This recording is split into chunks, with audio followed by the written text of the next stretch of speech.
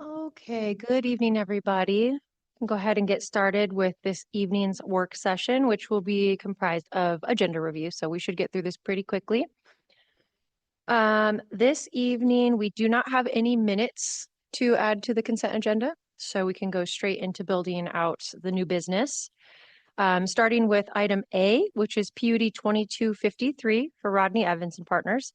It is a time extension for 458 and 506 West Highland Street for a PUD for 5 single-family units located on just over an acre in an R1C zone. We are recommending approval for that, so we can add that to the consent agenda. As with item B, which is PUD 2263 for Cole Architects. This is also a time extension, and it's at 8133 North Bogart Lane. And this is a 1-year extension for CUP for a PUD comprised of 96 multifamily units located on 6.22 acres in an R1C DA zone. And so we can try for those. Moving into public hearings, item 1 is SUB 24-7, Jonah subdivision. This is located at 4351 North Christine Street, and it's a combined prelim and final plat for a residential subdivision comprised of 2 lots on just a quarter of an acre in an R1C zone. We are recommending approval and have not received any testimony, so we can try for consent on item 1 as well. Moving on to item 2 is SUB 2456 Visionary Subdivision. This is doesn't have an address, and it's parcel S1032438420, and it is a prelim. I'm pretty sure I can turn my page. Prelim plat for an industrial subdivision comprised of 8 buildable lots on 30.4 acres and an I1 AIO light industrial with airport influence zone. We are recommending approval, and we have not received any public testimony, so we can try for consent on item 2 as well.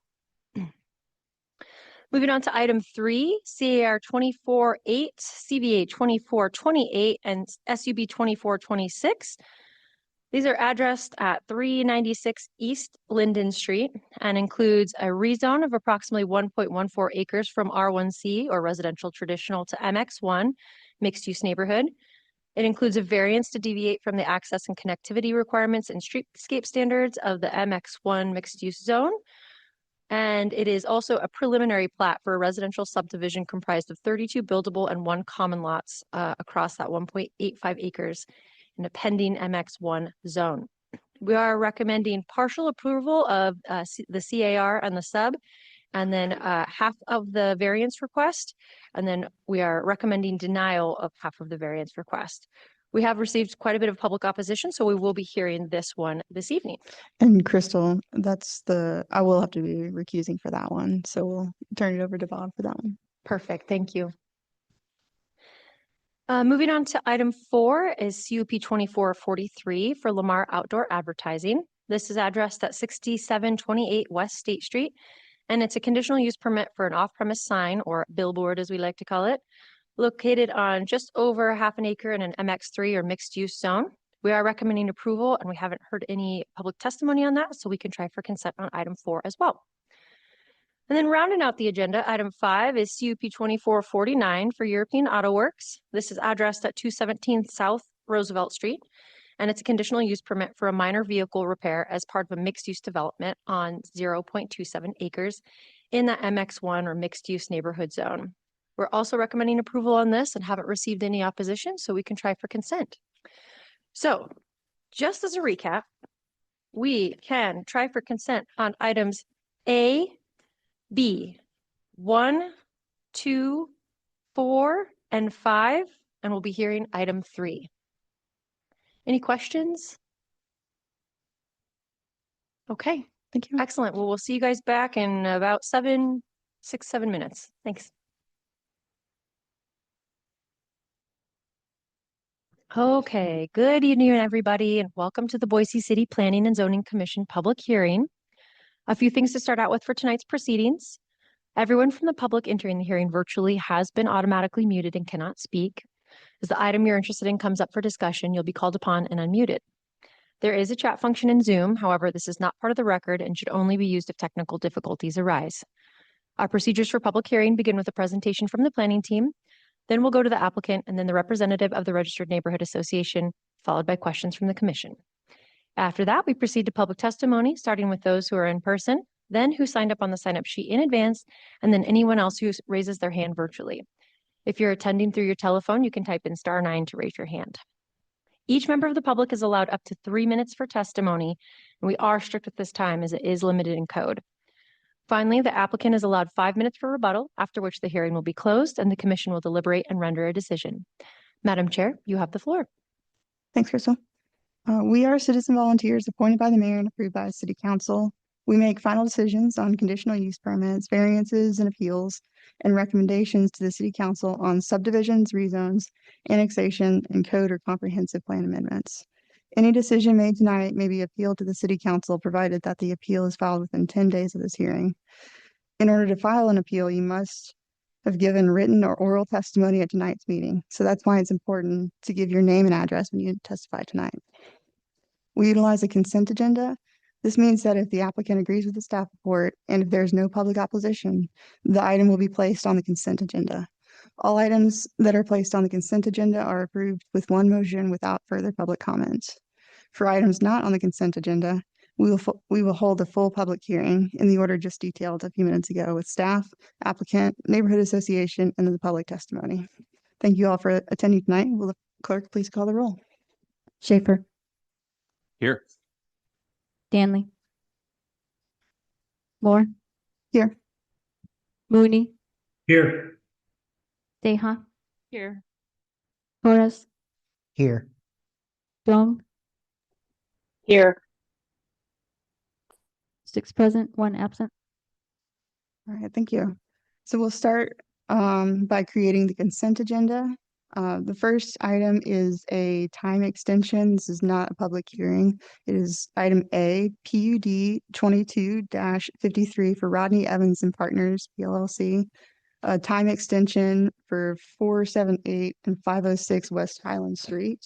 Request for a 2-year extension for a conditional use permit for a planned residential development comprised of 5 single-family units on 0.64 acres in R1C. That's just a 1-year time extensions, no public hearing for that tonight, or no public hearing. And the second item is item number B, PUD 22-63 for Cole Architects. It's another time extension for 8133 North Bogart Lane. It's a request for a 1-year time extension for a conditional use permit for a planned residential development comprised of 96 multifamily units on 6.22 acres in R1C DA zone. And again, that's just a time extension.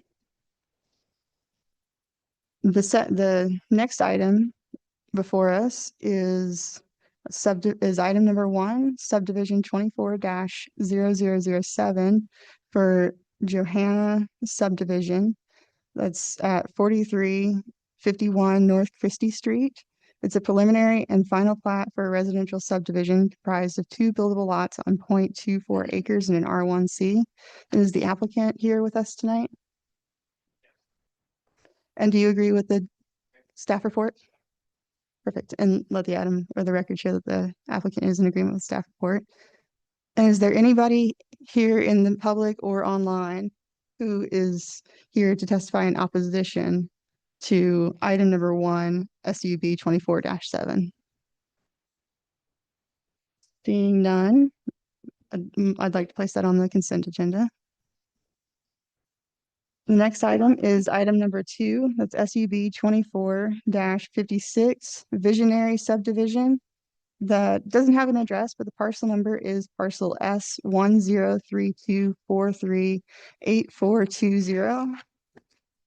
That is a preliminary plat for an industrial subdivision comprised of 8 buildable lots on 30.4 acres in an I1 AI-0 or -O zone. The recommendation is for approval on consent. Is the applicant here? And do you agree with the terms of the staff report?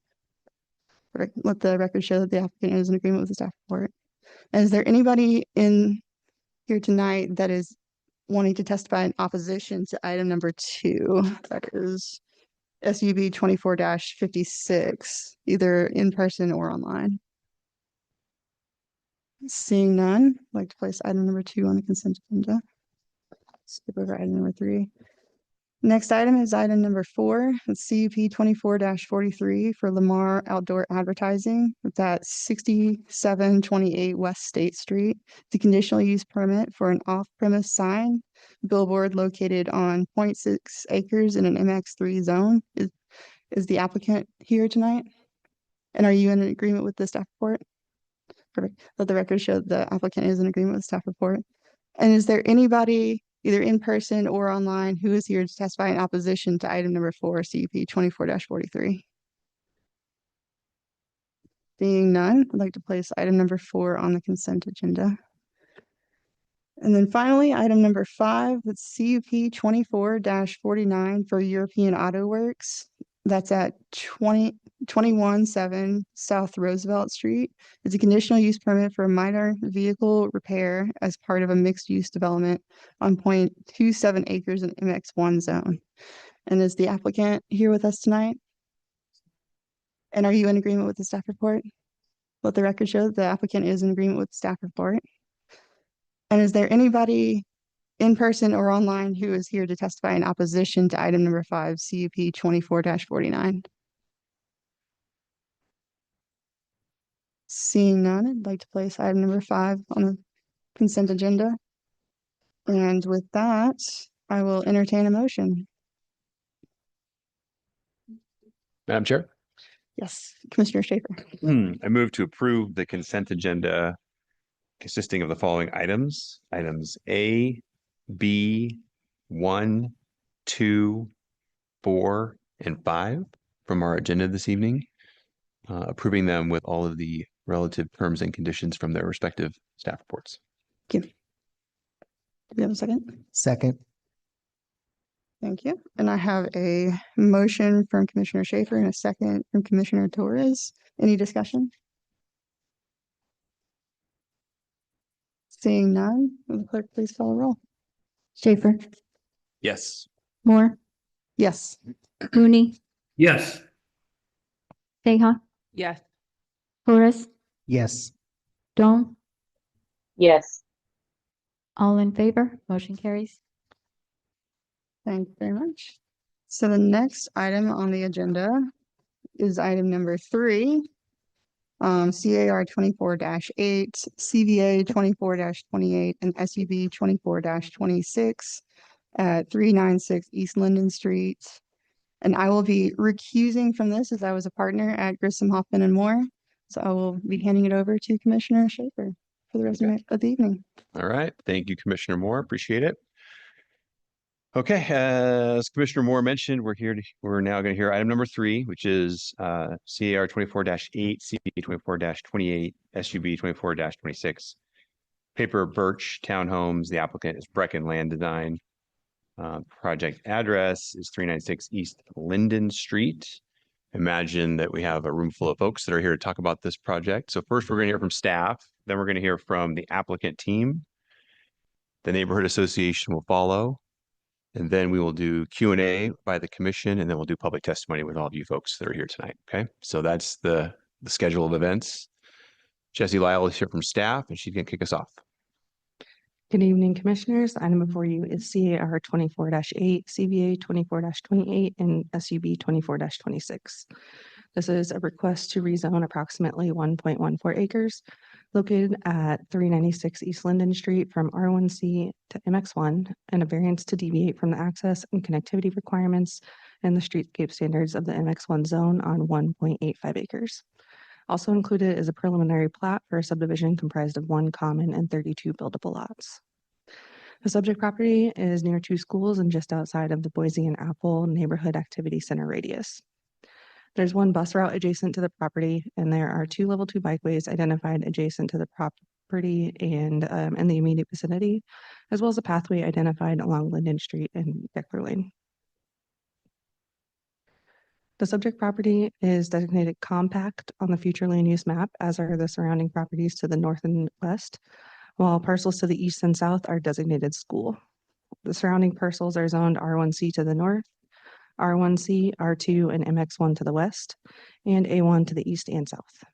The applicant is proposing to rezone 2 of the 3 parcels included in this application to MX1 in order to construct a mixed-use building along Linden Street with 2 small commercial spaces on the bottom floor and 13 units above, as well as 31 townhomes on the parcels proposed to be rezoned.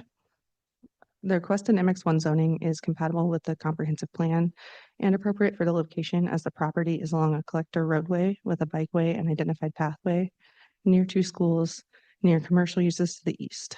The proposed MX1 zone does not have a density limit, and as proposed, the entire development would have a density of approximately 24 units per acre. As proposed, all lots meet the dimensional standards of the MX1 zone. 6 townhomes would front Gettysburg Street, while the rest front shared open space. 2-car garages are proposed with each townhome. Mixed-use building would front Linden Street and contain 2 small retail spaces on the ground floor with 13 units above and with a mix of studio and 2 bedrooms. There's an existing pathway on the east side of the project, and the proposal would provide 2 additional pedestrian connections. Vehicular access would be provided by a private alley that has access from both Linden Street and Gettysburg Street. The proposal includes a vehicle gate separating the mixed-use building from the townhome section of the development. The development code does not allow for gates to restrict access to new developments in any residential or mixed-use zone, so a condition of approval would require the alley to remain open and unobstructed. As proposed, sidewalks along both street frontages are attached rather than detached as required, and the applicant has requested variances to the access and connectivity and streetscape requirements. The applicant proposes to provide 7-foot wide attached sidewalks along Linden Street and maintain the existing 5-foot wide attached sidewalks along Gettysburg Street. As outlined in your project report, the planning team found a hardship to support the variance along Linden Street as ACHD has accepted a concept plan for this section of Linden Street between Broadway Avenue and Boise Avenue. As shown on the screen, this concept contains a 7-foot wide attached sidewalk along the north side of Linden attached to the subject property and a multi-use pathway on the south side of Linden adjacent to the 2 schools. These improvements are scheduled in ACHD's integrated 5-year work plan, and the planning team recommends a cohesive streetscape design for the whole street rather than installing 140 feet of detached sidewalk along the subject property that would replace in coming years. However, there are no improvements planned along Gettysburg Street frontage and no other hardship with the property to support the variance to maintain the existing attached sidewalk.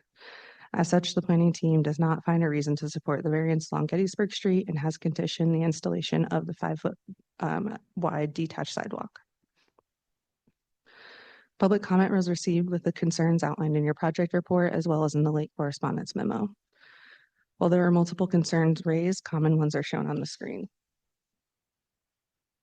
Environmental concerns were raised about the potential contaminants being released during demolition of the existing buildings, as well as concerns about the existing wells on site and in the neighborhood. While environmental concerns must be taken seriously, this is outside the purview of the planning applications. Agencies who monitor airborne contaminants are at the state or federal level and require mitigation by a certified contractor. Additionally, any well abandonment is regulated by the Idaho Department of Water Resources and must be performed by a licensed well driller. As for contamination of neighboring wells, all developments are required to retain their stormwater on site. The existing R1C zoning allows for townhomes and has a height limit of 3 stories or 40 feet, which would accommodate the proposed 38-foot townhomes without the rezone to MX1. The MX1 zone allows for a maximum height of 45 feet, and the mixed-use building is allowed by the zoning code as proposed. While the rezone from R1C to MX1 does allow for an increase in density, the existing R1C zoning would allow for up to 14 units on the north half of the site, whereas 27 townhomes are proposed in that area for a density of 23.6 units per acre. The other townhomes proposed would be on the parcel that's already zoned MX1. The rezone of the entire subject area to MX1 allows for the additional townhome units proposed.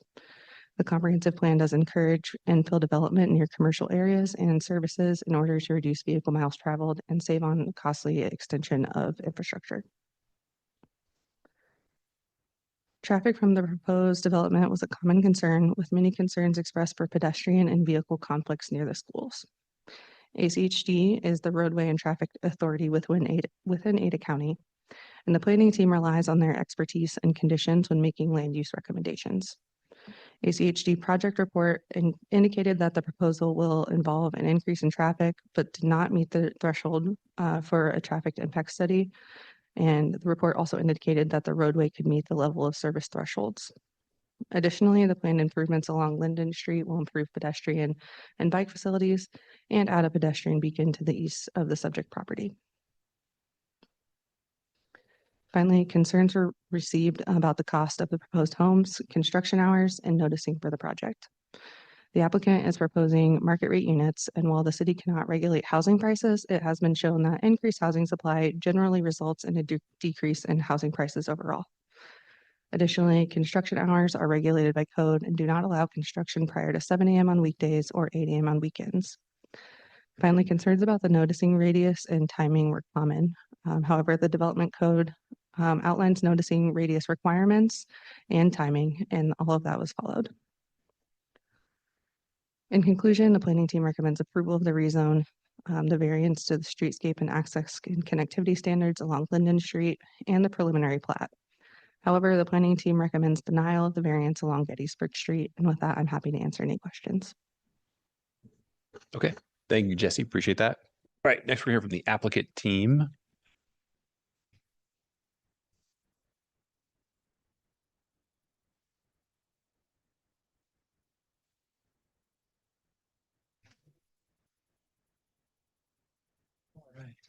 Mr. Hoffman, good evening. Good evening, everybody. My name is Ian Hoffman. I live at 1820 North 7th Street, Boise, Idaho.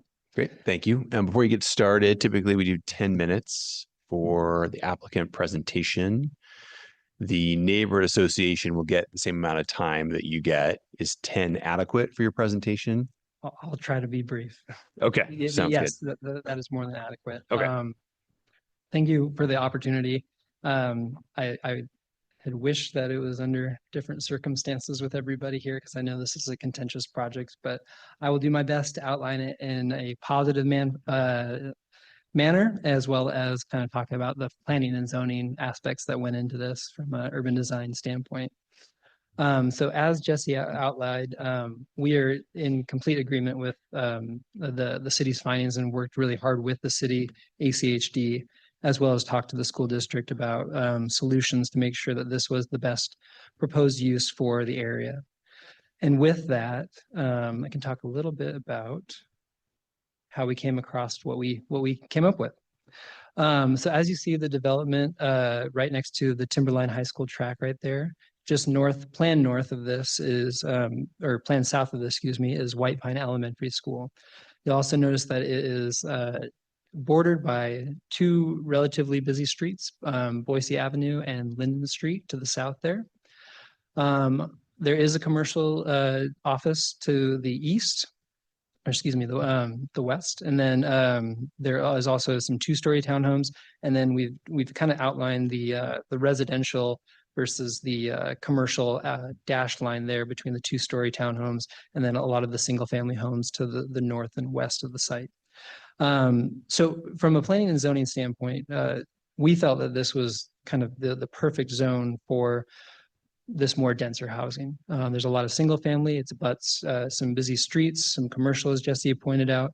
So we looked at this as really transitional housing from that buffer zone between commercial, some more high density that ideally tries to fit within the neighborhood as much as possible, and then single family. With that, I'm going to talk a little bit about the siting of the townhomes versus there we go. Okay, so this is looking from Gettysburg Street. So on the right, you have the single family homes, and on the left of the property is Timberline High School's track. Our proposed project is with 3 stories within the height restrictions, guided by the R1C as well as the MX1 that we're hoping to get zoned for. You'll notice that we have our drive aisle and landscape buffers as required. The drive aisle placement was specific. We originally had the drive aisle where the existing drive aisle is, which is towards Timberline. We opted to shift that to the other side, one, to help create more of a buffer between the neighborhood and this development, but also to help align with ACHD's plan. Their drive aisle, if I were to go back and I can zoom in at some point, has basically their drive aisle going right in the middle of our MX1 zone. So it's not an ideal location, and we did ask about that, but it does align with their plan as well as their future pedestrian crosswalk that's going to go back to White Pine.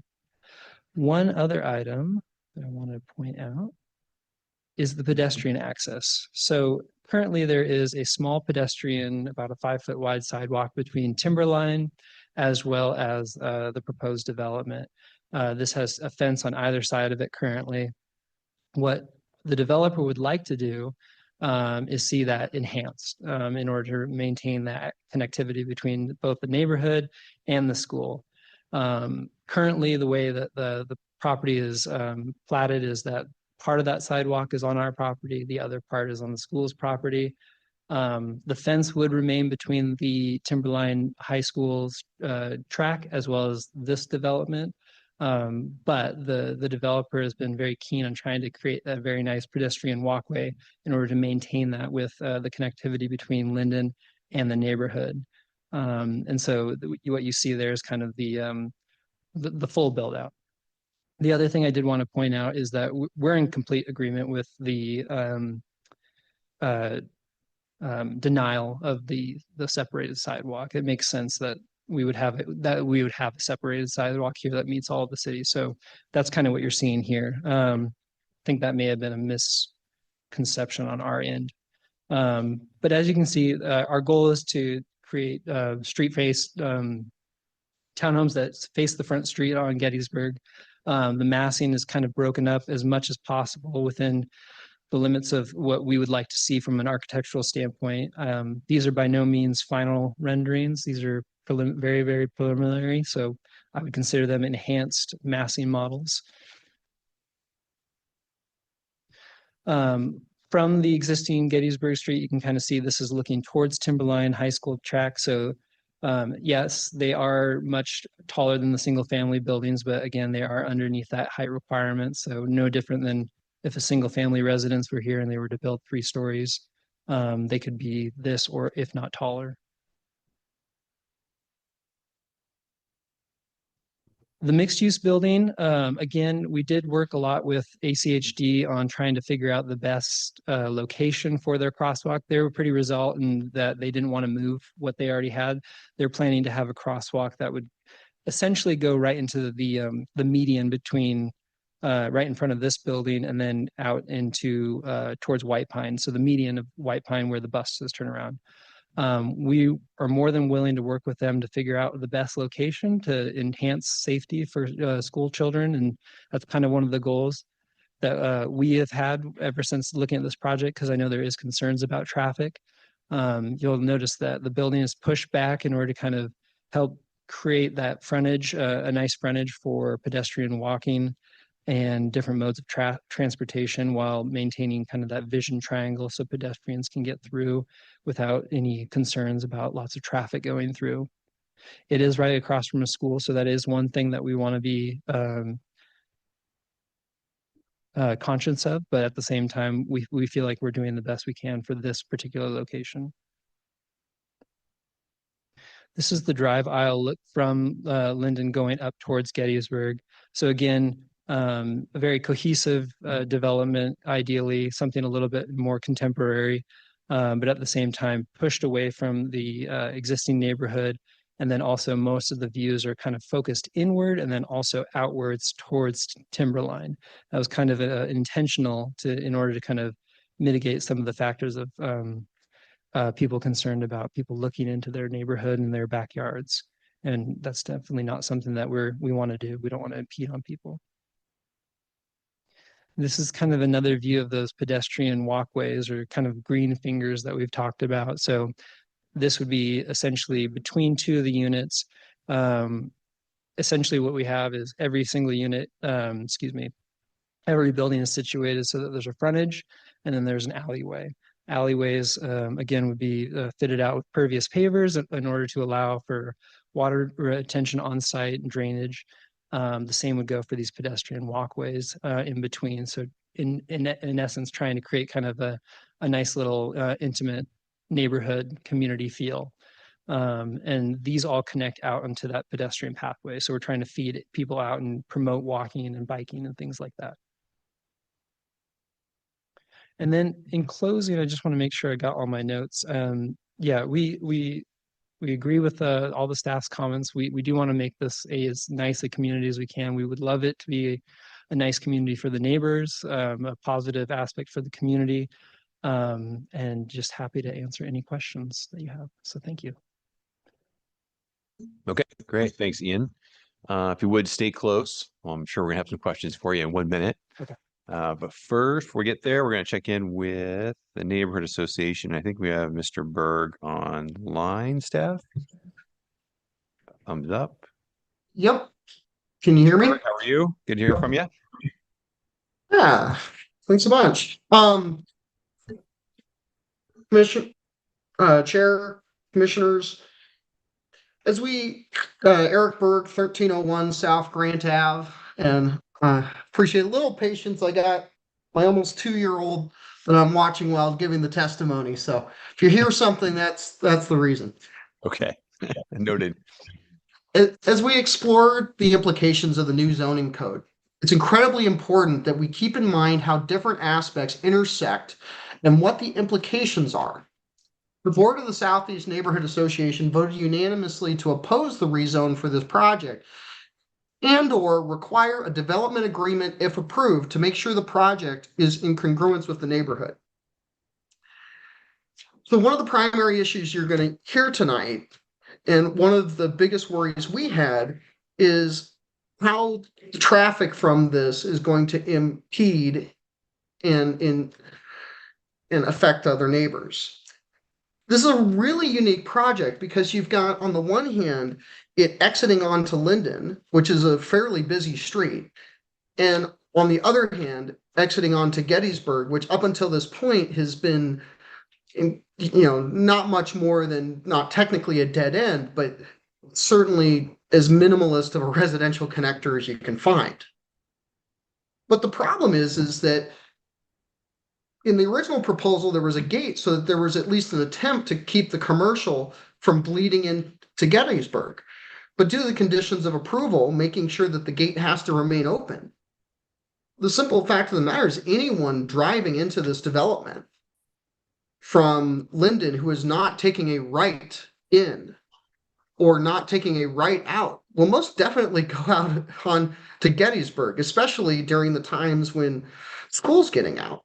Because as I can attest living in the area, taking a left across Linden is not a very easy thing to do. Gettysburg is a small residential street that's used heavily by kids to walk to the 2 schools in the area. And most of the development will more than likely be exiting on that road, and especially in busy times, creating problems for the safe route to school. We really need to figure out how this can affect this neighborhood and if this is the proper way to move the traffic. I understand that a gate in the middle is not actually a real great solution, but neither is an entire development exiting onto a residential street during the busiest times of the day, which will be during the rush hour and during the school letting in and out, which are the times where we are most likely to have school kids out there as well.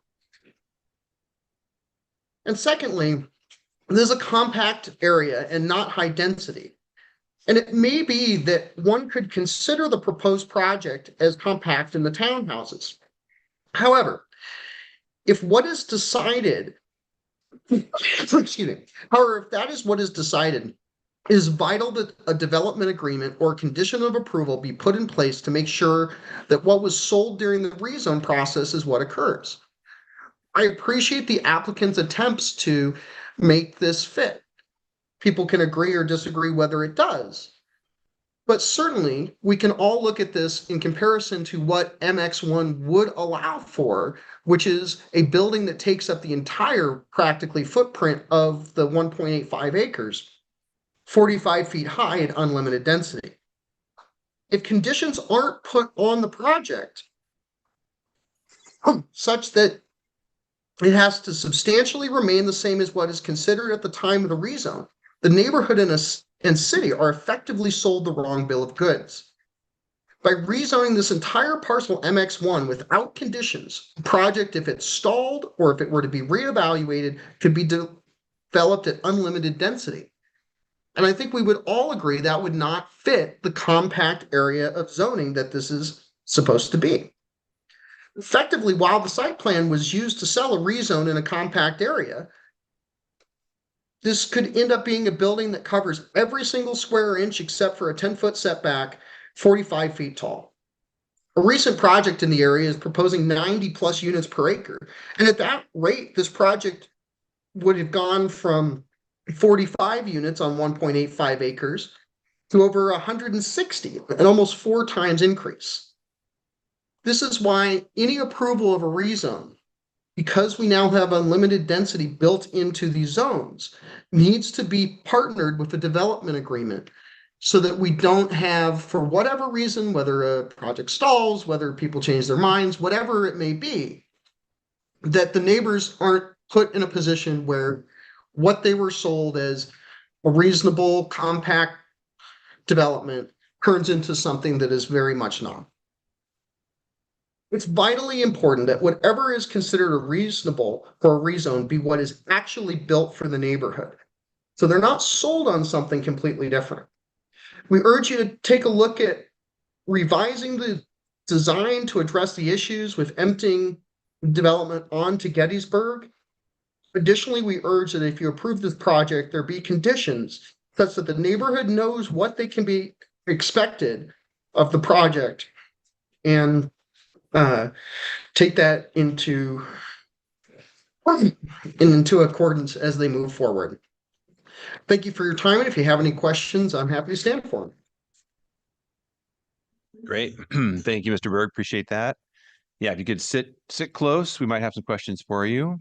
And we're at that time, as a matter of fact. So let's go ahead and open this up for questions by the commission to staff, the applicant team, and or Mr. Berg with the Neighbor Association. Mr. Chair, Commissioner Seha. I have a couple questions for staff. And you may not be able to answer that first one, but what is the traffic study threshold? Mr. Chair, Commissioners, something that's set by ACHD, and I don't know off the top of my head exactly what that threshold is. I do know it is more than the 43, I believe, units proposed. Okay, and then the other question I have is, in looking at the design and the alley to the west of the proposed development, I think we've all read through every single page of the package in your and the public's comments. And then in light of what the neighborhood association expressed concern about regarding people using the alley to get from Linden or from Gettysburg over, are there traffic calming options for alleys? Is that something that that the city has explored in the past? Mr. Chair, Commissioners, for alleys specifically, or something that was designed as more a service drive is what we would, another name that we would call this.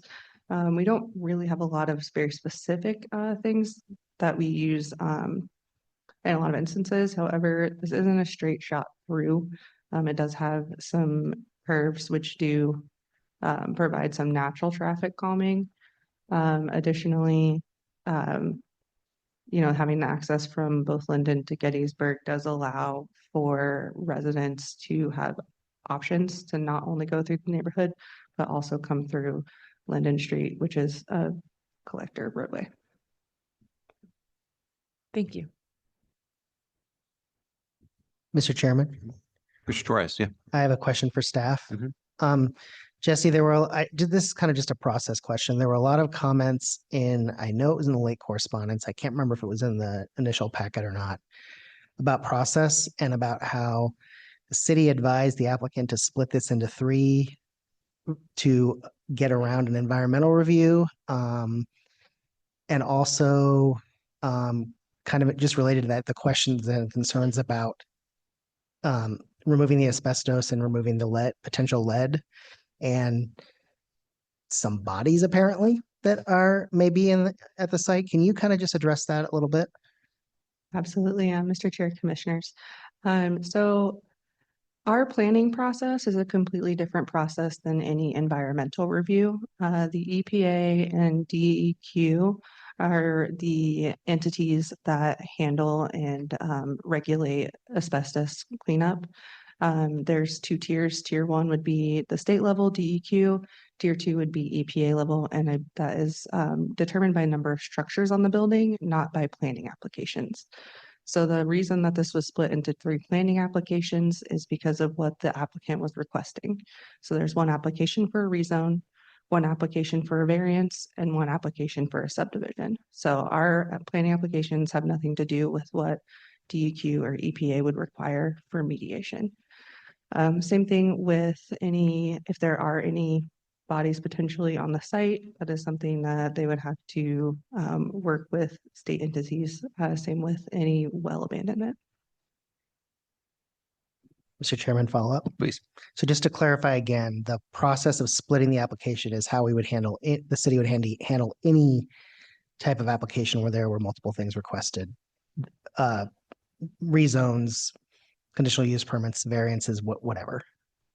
Mr. Chair, Commissioners, that's correct. They're asking for 3 separate entitlements, so we're running that as 3 separate applications. Mr. Chair, I just have a follow-up answer from Commissioner Seha's question about traffic impact studies. Okay.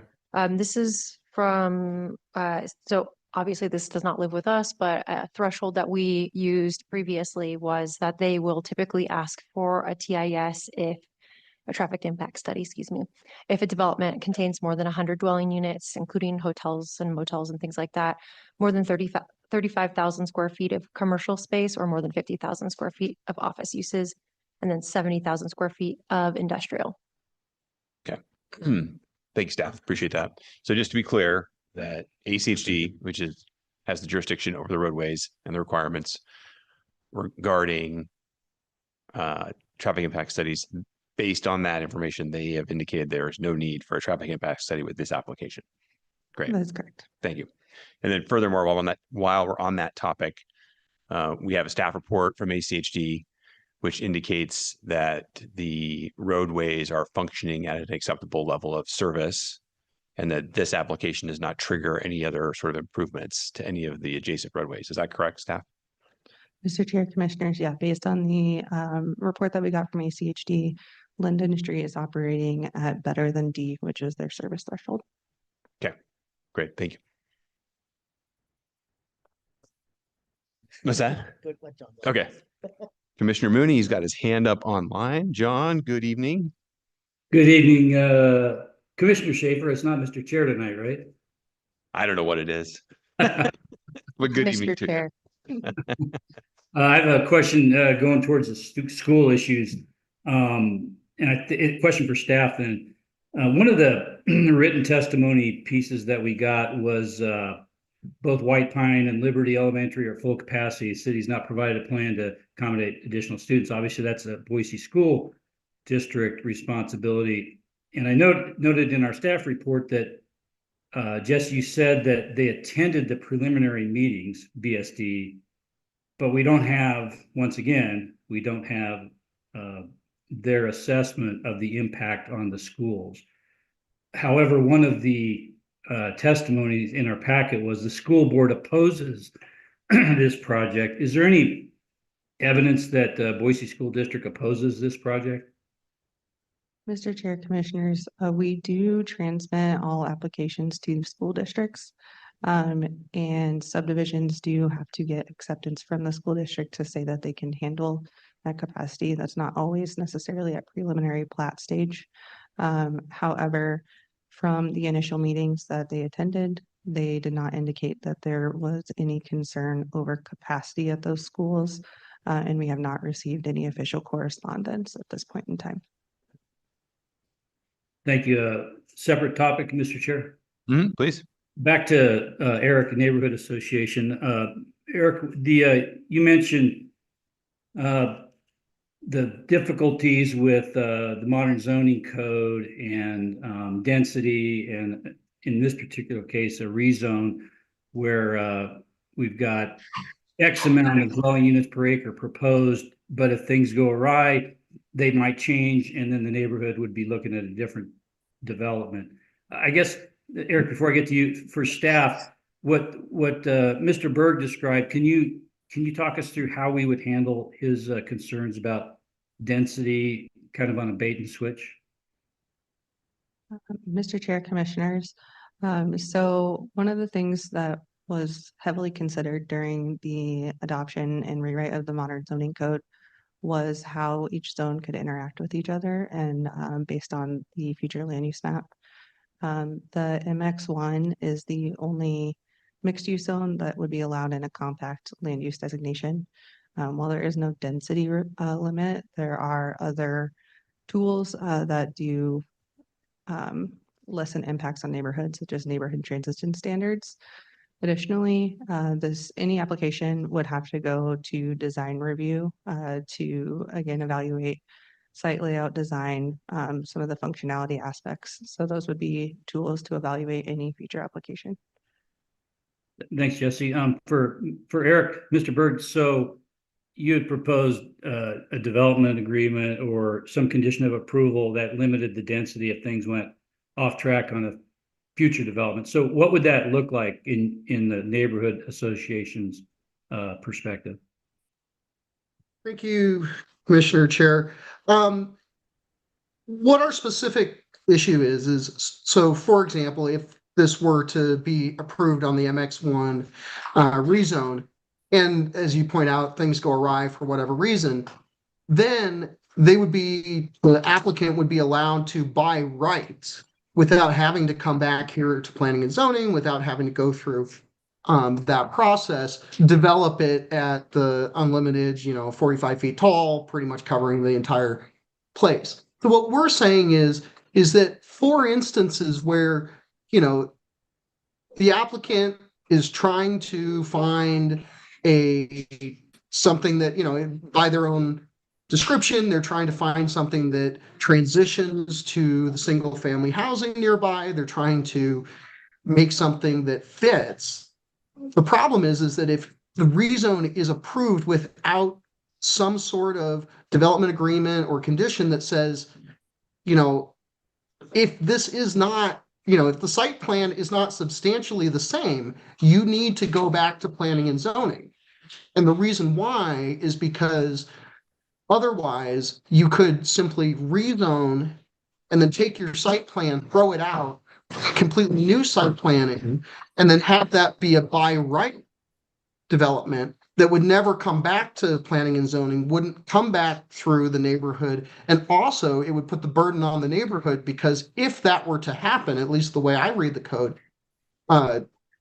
because it would be a by right development, it would be an administrative approval. And that would mean that the burden would then be on the neighborhood to appeal an approval that was not what had been sold to you all when the original zoning was done. I understand that the MX1 is, a zone that can be used in a compact zone. I can imagine MX1 developments that fit fine in a compact situation. The problem is that I think we can also all understand MX1 developments that would not fit in a compact zone. And you all wouldn't have the ability to make that decision if it gets sent through without any conditions. Does that make sense? Yeah, it does, but it also kind of contradicts what the staff was just explaining in that design review. And I understand it wouldn't come back through planning and zoning, but that answers my question. Thanks, Eric. And next, Mr. Chair, I'll get out of the way. Michelle's got a question, so I'll wait. Okay, sounds good. Michelle, good evening. Mr. Chair, good evening. This question is for staff. Looking at the mixed use building with the apartments above, I'm not sure I understand where the calculation of the 17 parking spaces came from. It seems rather small for that large of a building with a mixed use to it. So if you could just explain that, I appreciate it. Mr. Chair, Commissioners, parking is calculated on the square footage of a proposed retail or cafe use. Both vehicle and bike parking are calculated in this way. And then parking is also calculated based on each residential unit. So there would be more parking required if they were all 2-bedroom, for example, and less if they were all studios, just based on bedroom count and the potential use in the MX1 zone.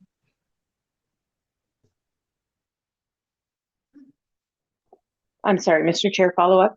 Please. So I am reading it correctly that the calculation said 17 parking spots. I just want to clarify that in my mind. That's for staff. Mr. Chair, Commissioners, yes, that would be 17 required for the mixed-use building itself, and then the additional requirements for any of the townhomes to also provide at least 1 parking space. As proposed, they would be providing 2 park garages.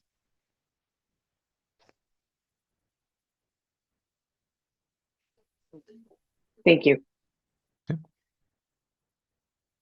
Mr. Chair, Tony, please. I have a question for the applicant. Mhm. I don't know if we can pull the slide up where it showed the rendering of the townhomes. But my question is, and I realize that this rendering is a preliminary rendering. It's not, the design could change, and I get that. But based on what I was seeing, it wasn't this one. It was the one that was actually from the side, and it kind of showed, it was kind of a closer in view. Let me see if I can find it in the packet here. I don't have control. You're good. Well, regardless, it looked like Staff is it looked like in the one rendering, the windows in the townhomes were only facing out from the neighborhood and There we not that one. Keep going. Keep going. This one. In this image, it looks like the windows are facing this way, but there's none facing the other way. Is that correct? Is that just the way the image looks here? When you So say can- facing this way, facing towards us, like or Facing- facing towards facing west. across the west, it would be the best way to put it. Thank you. Yep. Is that correct? The reason I'm asking the question is because there were concerns raised about people being able to view into yards and into houses across from the townhomes and from the apartments. Can you clarify that? And maybe you can't clarify that. I know you said it was a preliminary design, but I'll just shut up and let you answer. Yeah, I will do my best to clarify. It's never our intention to be able to necessarily spy on people when we're developing. I think one thing to understand is that these are 3 stories, and the houses across the street and right next to it are 2 and 1 story. So they do have a height advantage. I think the way that these live currently as proposed is that there's garage on the 1st floor, followed by living on the 2nd, and then bedrooms on the 3rd. And so our placement of windows is trying to kind of alleviate some of those concerns. Again, it is across the street, and we have 2 streets on bordered on either side, so we don't have anywhere that we can necessarily where we're looking directly down on a neighbor. But I can't say that there's going to be never an opportunity for a window to be perfectly, unless we got rid of windows. And so I guess that's the one thing. And again, the design intent behind this particular one is to try to face out towards kind of, again, the views of the foothills. Timberline, we can't control views. Things can get developed later on, but we're really trying to focus on kind of those pedestrian level streetscapes and have more of the windows facing kind of an eyes on the street approach to help enhance the neighborhood. Again, that personal opinion, not maybe the one of everybody else's. Mr. Chairman, you kind of got to what I was trying to ask, so that's good. Okay. Kind of on an unrelated question. It was mentioned these are market rate it's market rate housing, both the townhomes and the multi-use building. I ask this question whenever there's housing being built, or at least I try to. I know you probably can't answer it scientifically, but do you have a rough idea what these units will go for?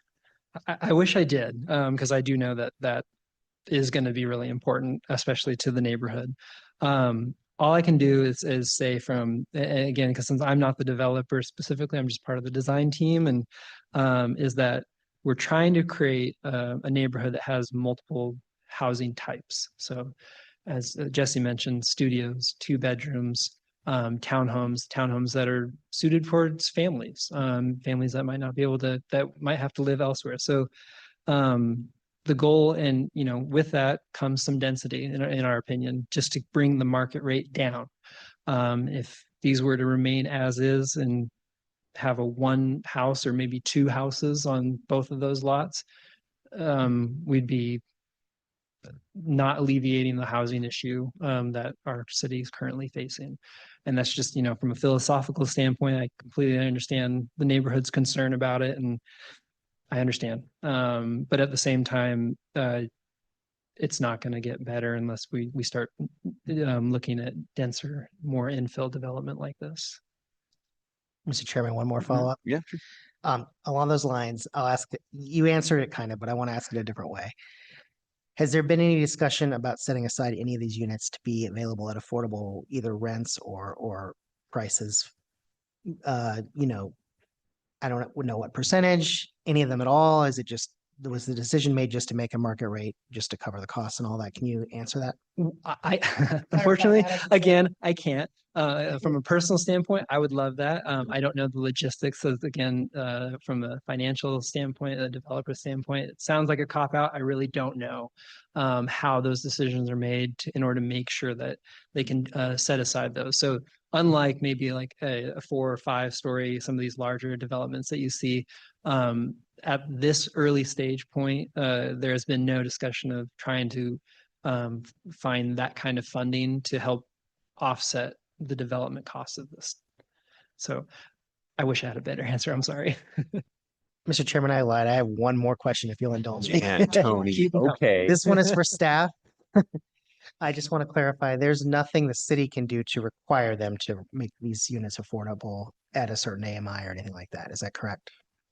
Mr. Chair, Commissioners, there are certain application types like minor land divisions that do have affordability requirements. We do offer some incentives, but unfortunately, as a city, we cannot require affordable housing. Okay.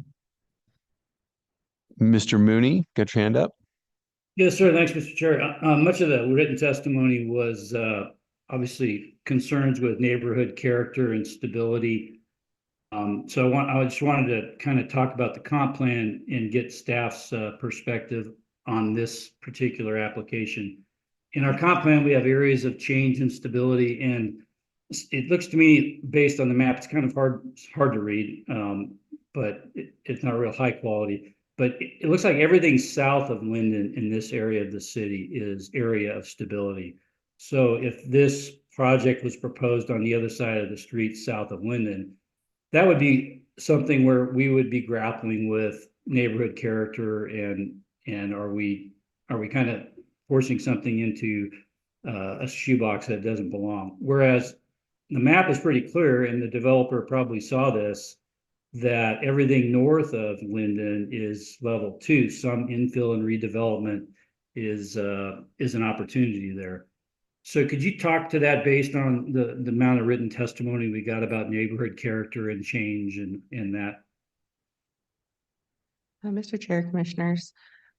So yeah, there's a few ways that we look at some of these areas to determine whether or not something could be appropriate there or not be appropriate there. And a lot of them do have to do with the comp plan. One that you mentioned is the areas identified it as areas of change, some change, or areas of stability. We also look at things like the future land use map, which has designations that have, compact, high density or mixed use areas. And we expect to see some changes in those areas. Other items that we use would be activity centers and areas that are along collector roadways or arterials that are near services, near schools, near grocery stores that have infrastructure already built out or plans for improvements. These are all things that we use to see if populations in new development can be served and accommodated. Thanks, Mr. Chair. I think one other topic I wanted to chat about the variance. Yeah, let's go for it. Okay, the Linden variance, this question for staff. So we're basically granting that, or the recommendation is to grant that variance based on a hardship in that ACHD has a plan and it's a limited frontage of 140 feet over a pretty large project. That was a really good graphic in the staff report. That was helpful to get a sense of the proportion of this variance. But my question is, having been through this many times with ACHD from a neighborhood perspective, it's in the integrated 5-year work plan as a design project in 28-29, which likely means construction when? That's my question. Mr. Chair, Commissioners, that is a good question. And I know that ACHD is taking input on their integrated 5-year work plan and project capacity and timelines right now. So I think that's something to consider for the neighborhood. I would also like to say that there is a condition that if this goes to pull building permits for this project and they don't have these improvements either have like an install date or don't have them installed already, then it would be conditioned that the detached sidewalk be installed. Yeah, Mr. Chair, follow up on that. So we basically are saying our climate goals and, not wasting resources by putting a project in that's going to get ripped out later. We're saying that overrides a period of time where we'll accept this lesser pedestrian facility because we don't want to waste resources. And that's my question is what's that time frame for us that we think this is worthwhile? And I agree with you that we could write that into conditions, say if it's not in the construction plan for ACHD at some year point, then this developer should have to do it. And I don't know how you do that. I mean, I'm struggling with the workaround in this. I guess it's a question back to you, staff, on is there an additional condition that we can impose to confirm that? Because this is a community project on the ACHD 5-year work plan, which means it's going to be relatively low priority. And I don't think it's going to get built anytime before 2030. Good questions, John. Sit tight. Staff is doing their homework.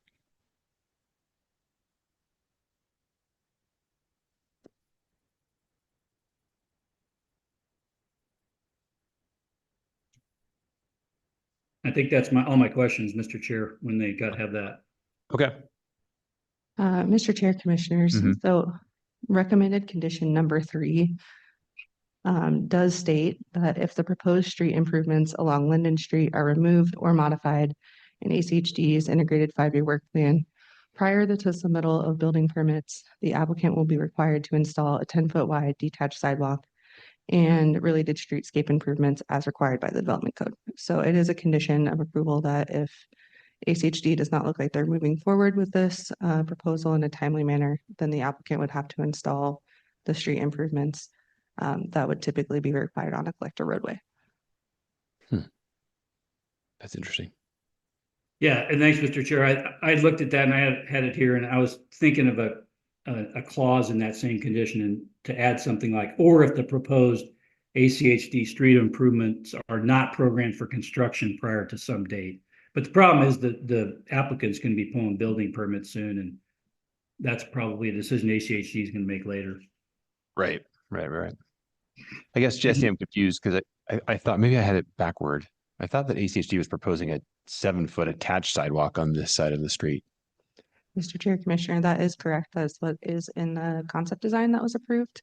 Okay. However, because of the uncertain timeline of that project with the design year not till 2028, staff thought it would be a good way to kind of mitigate some of that potential uncertainty of ACHD's timeline by requiring those streetscape improvements to be installed as directed by the development code if there were not these streetscapes that were going to be installed by ACHD. Okay. However, We have an existing attached 5-foot sidewalk. Mr. Chair, Commissioners, that's correct. Well, that's a sticky one, isn't it? Open to suggestions on crafting that condition. Okay. All right, I have some questions for both staff and the applicant. I think we'll start with staff first. It's Jesse, you're up at the microphone. I was particularly interested in your presentation. You had a slide regarding building heights and density related to the R1C zones and the MX1 zone. That's the baby. Thank you. All right, I just want to make sure for my understanding and the understanding for everybody here in the room tonight, what we're walking through here with this. Okay, so we have two parcels. The two northernmost parcels are currently zoned R1C, correct? And part of this application is to rezone those two parcels to MX1.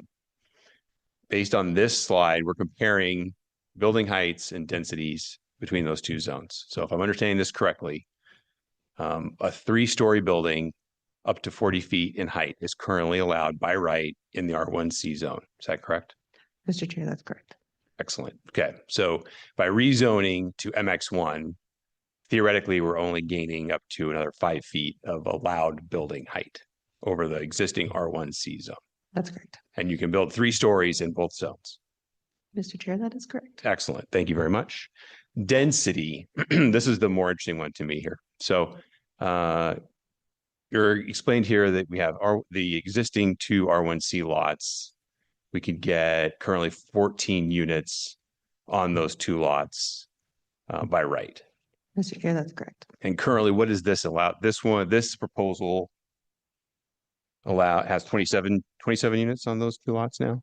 Mr. Chair, Commissioners, that's a little bit I know confusing to write the out. line's a little weird in there right now. Yeah, so on the parcels that are currently zoned R1C, the way that the site is laid out, there are 27 townhomes proposed. On the portion that's currently zoned MX1, there is the mixed-use building and then 4 townhomes. So altogether for the proposal, there'd be 31 townhomes and then the mixed-use building. Okay, great. Thank you very much. So essentially, I mean, in simple terms, we have 14 allowed by right in R1C. They have about double that currently in the proposal at 27 on those 2 parcels, give or, roughly. Mr. Chair, that's correct. Okay, excellent. And then on that same note of the MX1 zone and the rezone. So Mr. Burke's testimony was very thoughtful, and I appreciate that because he's absolutely right. If we rezone these 2 parcels to MX1, this project dies, the zoning stays with those 2 parcels. Could you just give us a little bit more input on how this new code is a little bit of a more of a form-based code? And can you walk all of us through a little bit more detail and how setbacks, access lanes, those sorts of things would impact how those parcels could be redesigned in the future? Sure. Mr. Chair and Commissioners, that's a great question. And I know that we're all learning the code, so it's helpful to walk through some of these things. So if this was all zoned MX1, it would be subject to neighborhood transition standards, which requires additional setbacks next to residential zones and does have step downs in height. So if the side setback next to the adjacent R2 was there, it would have to have an additional setback from that property line and have a smaller height of 35 feet, I believe, off the top of my head. And then after you get back past a certain setback from the property line, it could go up to that allowed 45 feet.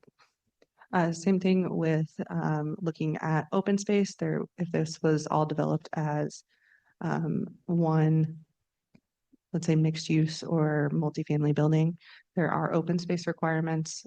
There would still be streetscape improvement requirements. And then there would be, some tree preservation that we'd like to see on the site, as well as maintaining that pathway. So there are design elements that would limit what could be placed on that site. It wouldn't be able to be maxed out to the setbacks with, you know, 45 feet completely. Okay, great. All right. Thank you for that summary. Appreciate that. Okay. Somewhat unrelated, but while I've got you up, Jesse, we had some testimony in our packets about homes, some of the existing homes on Gettysburg being served by wells. I mean, I was a little vague if it was potable water. I would be quite surprised if we have wells operating on Gettysburg for potable water, but maybe we do. Mr. Chair, Commissioners, on your screen it shows the Veolia water lines that are available currently. So the subject property is in red and does not currently have water service through Veolia. The water line does not go through all of Gettysburg, but it does go to that corner, as you can see on the top left. So for this proposal, the applicant would be pulling the water lines from Linden Street through the property to the other side of Gettysburg, and that is how the water for the subject properties would be provided.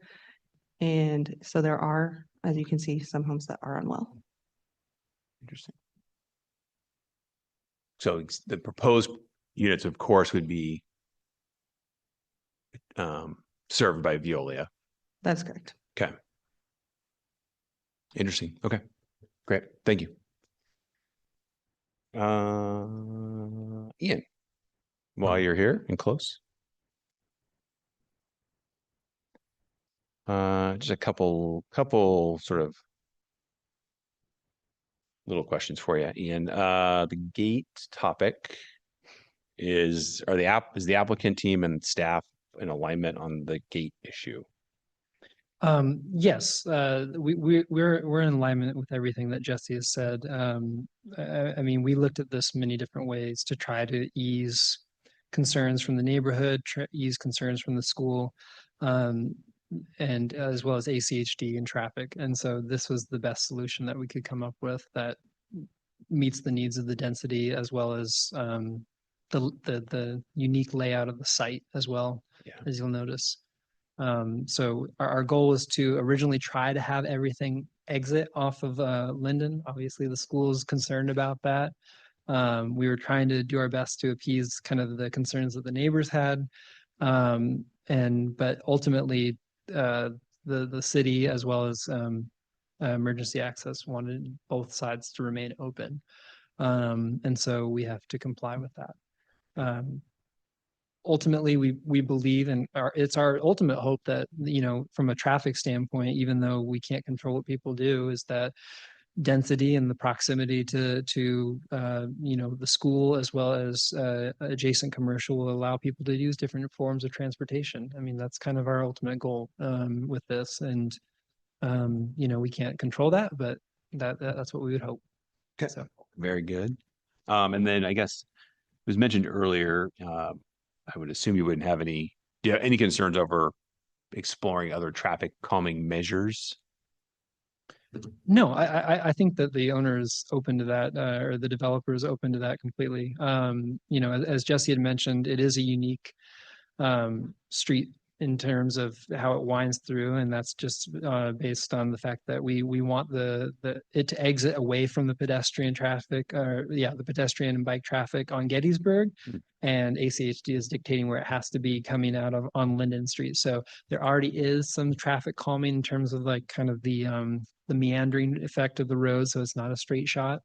It is a busy area, so we do anticipate that there'll be a lot of people walking and biking. So and then the fact that it's kind of a more dense development. You have buildings and that are historically, if closer the buildings are to the road, historically it is that they serve as a traffic calming measure themselves. But if the staff would like to see additional ones, I can't imagine that we would be opposed to that. Okay, very good. Parking, if you would just walk us through. It sounds like we have 2-car garages at each of the townhome units. Is that correct? Yes, you can kind of, I don't know if you have the site plan open, but the last map that Jesse had open does show kind of a very similar, the layout of the townhomes that are existing there are R2, zoned R2. So very similar kind of layout to that adjacent neighborhood where they're each either a single or a dual car garage. But yes, that is the plan, that each of these townhomes would have 2-car garages, so it would be fully parked. As far as the mixed use building, we don't anticipate it being a large retail area. It's not a lot of room, to be honest. And so the only a couple of minor uses could go in there, such as like a neighborhood cafe, small retail space, something that in essence can't generate or would not be allowed to generate a lot of traffic or parking requirements just based on the use that it's already there. Got you. Is the thought process then, Ian, like guest parking for the townhomes? Is the thought process? Walk us through that thought process. So we don't, I mean, other than on-street parking as well as the required 2-street parking, there's not a lot of dedicated space, as you can see, for additional parking. And so we do have additional parking towards that Linden area. But obviously, if you're living towards on the north side of the development, you're going to want to park along Gettysburg. And I understand the concerns with that and of added traffic, but that would be similar to kind of any one of these single family homes. Guests would park on the street. Got you. Okay. And you mentioned the adjacent townhomes, these existing ones. Any idea on the approximate height of those? I think they're only, are they 2-story? They're 2-story. Okay. I don't know the approximate height. Okay, very good. Okay. That's all I had. Okay. Thanks. Sorry, Jesse, one more for you. I know you sat down. Back on that rezone. Sorry, my notes are all over the place. Back on the rezone specifically and the proposal of the development agreement. We've dipped our toe into this water on some other applications recently related to the new code. Can you walk us through staff's thought process on a DA, the need or no need for said document? Absolutely, Mr. Chair, Commissioners. So when we, again, were going through the process of writing the modern zoning code, looking at different impacts and heights and uses in each of these zones and where they could possibly be located, this is something that we did consider. So because this area this property is near grocery stores, near services such as schools, near commercial areas, would be subject to the neighborhood transition standards that we went over earlier, and also has very limited commercial uses. Like we do limit the size of some of the retail and neighborhood cafe and some of these uses that could be more intensive in other mixed use zones. And being that this is near a neighborhood activity center, staff does feel that the MX1 zone would be appropriate here without a DA. Additionally, with any other proposal, it would have to go through either other planning entitlements or at the very least design review. Okay. Mr. Chair. Yeah. I could fill in a little bit there too. In the past, the planning team has brought forward development agreements quite often in rezones like this. And I say in the past, I mean before the modern zoning code. And we viewed that as a crutch for a code that wasn't correct and for a code that didn't have some of these more form-based standards in there and didn't have neighborhood transition standards and really required sometimes that extra layer of protection of a DA in order to make sure that we got what the contemporary community needed in a place where maybe the 60-year-old code didn't anticipate it there. And so that's the reason why you're not seeing us bring forward rezones more often, is because we do believe that we have the correct zoning for our community now. Gotcha. I think just to clarify, we're not seeing DAs, right? Not rezones, but DAs. Yeah, great. Thank you. Okay. All right. Good. Tony? Good. Okay. John, thumbs up. Michelle, thumbs up. You guys are good? Okay. All right. I think that, well, thanks everybody. Thank you to the applicant team, staff, and to Mr. Berg. for answering our questions. We are going to take a 5-minute break before we open up public testimony on this item. So we'll be back in 5. Okay. All right, we got John and Michelle are back online. Okay. All right, everybody. Okay, we'll open up public testimony here for this item now. We have only a few folks signed up ahead of time. I'll read through the list here. We'll do those folks first. When you testify, coming up here to the podium, you can pull the mic down if you need to. When you testify, please start with your name and address for the record. Everybody will get 3 minutes to testify, and we have, I'm guessing, a fair number of you want to testify. So I'm going to be pretty strict on that time. Okay. So when you have a clock up here on this screen, so you can keep track of your time limit. If you submitted written testimony ahead of time, we have read that. So we have, I don't even know, 100 pages of written testimony in our packets. So we have read all of that. So I would ask that if you're testifying tonight, that you don't reiterate something that you have already stated maybe in written testimony, because we are aware of that testimony. And the same is true as you all are testifying. If the person ahead of you said the same thing you're going to say, then you can just go ahead and yield your time, please. We do want to get through all of you. You all have the right to testify tonight, but in the interest of time, we just want to be as efficient as we can, okay? Please also, no applause, no cheering, none of that stuff, please, okay? All right, let's go through the list. And then we do have a few folks online. I don't see very many, just a handful. We're going to do the folks in person first, and then we'll move to the folks online that want to testify after that. Okay, so I'm going to start with the list here. I've got Zach Rowland. Yes. Excellent, come on up. And then we got Kristen Beck after that, and then Jason Wadsby. Okay. Hi, my name is Zach Rowland. I live at 322 East Gettysburg Street. So my house directly faces the project. I'm on the corner of Gettysburg and Utter. Real quick, a question came up, and there's a project a couple blocks away from this on the corner of Boise Avenue in Pennsylvania. 3 stories high, just built, and those are selling for $700,000 to $800,000.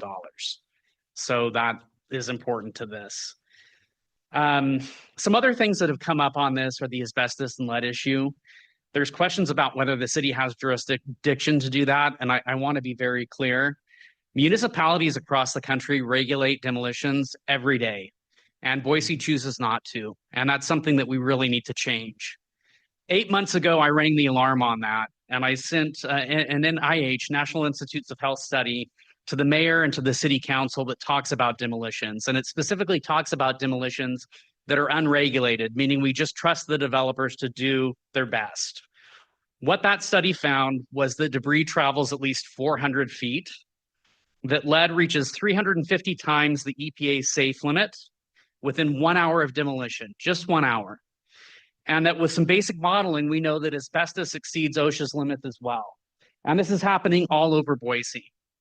So it's very relevant to this project because we're talking about allowing this project to move forward with a demolition that's not regulated, that we're just going to trust the developer to do the right thing. Now I want you to imagine Timberline Sports Complex covered in demolition dust from a project that's just 10 feet away.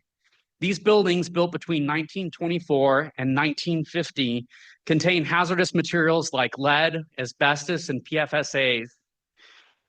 Think about the children who practice and play on that field every day. Think about the kids who come and visit for away games.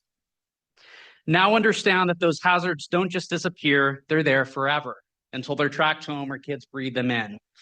We're bringing the cart ahead of the horse today by considering this development until we do something about that problem. I'm concerned about this because the city has also, in addition to not taking care of this problem, taken steps to prevent the schools from even having the ability to comment. The first meeting was scheduled the first week of summer break. The second meeting was originally scheduled during winter break, and the city still refuses to notify parents for NIH recommendations. It's deeply concerning. The EPA issue is also real. This was submitted as one project. It was divided into 3 projects. You can claim that the city doesn't have jurisdiction, but it had jurisdiction to avoid the EPA. So something needs to be done here. And if something is not done, I want to be very clear. We will record the demolitions from different vantage points. We will test the air, soil, and water around the demolition site, and we will hold the city responsible for any hazards that we find. I want you to know that there's been a lot of outreach on this, and we are organized, we're ready to mobilize, and we will not sit around and just let this happen. Thank you. Okay, thank you. All right, Kristen Beck, and then Jason Wadby, and then I have Alex Abels. Hello, I'm Kirsten Beck. I live at 300 West Iowa Street, just a couple blocks away from the proposed Paper Birch project. While the environmental hazards of the Paper Birch project are alarming, I want to focus on other critical issues that threaten the safety, character, and well-being of our community. Safety is a primary concern for our neighborhood. This area is a busy school zone with White Pine Elementary, Timberline High School, and Lakewood Montessori just down the road. This development will add 254 vehicle trips per day to the already congested Linden block. Linden and Boise Avenue are already considered a dangerous area to cross for pedestrians. We know this because in December 2018, a vehicle versus pedestrian crash resulted in serious injury and an updated traffic pattern, which only allows a left turn during certain times.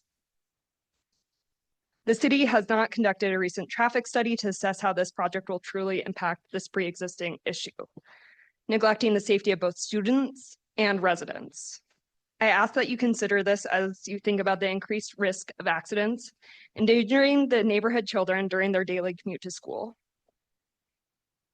Another primary concern we have for this project is how it will change the character of our neighborhood.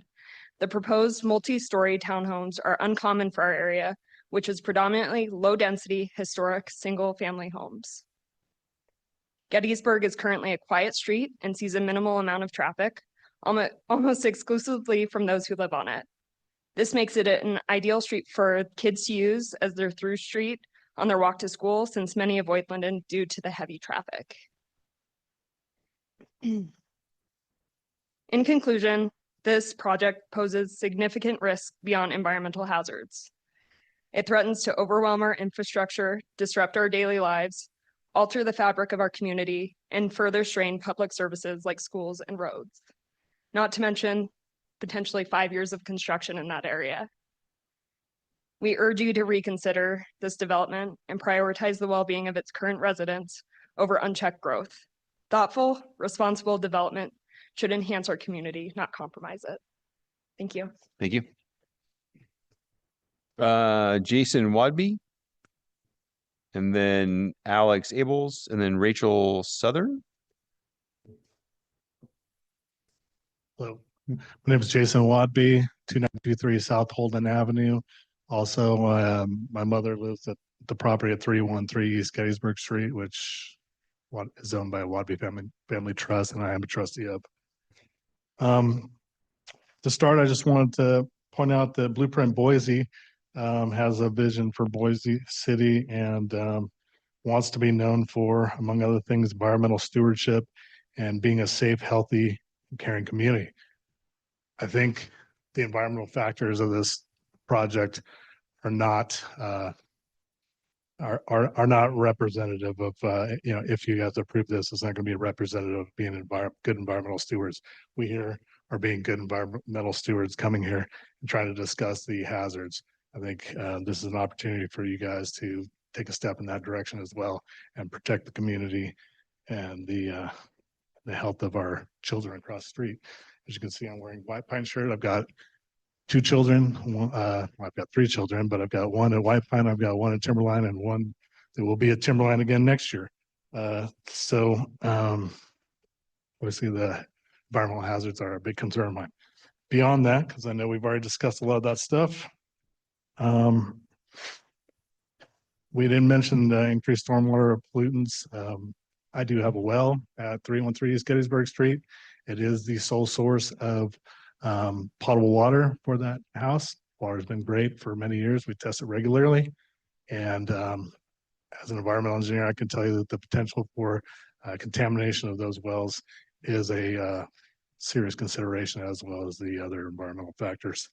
You're taking a site with this got minimal development, and now you're turning it into a giant impermeable surface, except for, of course, the areas where you're going to force infiltrate tons of stormwater and potential pollutants with that.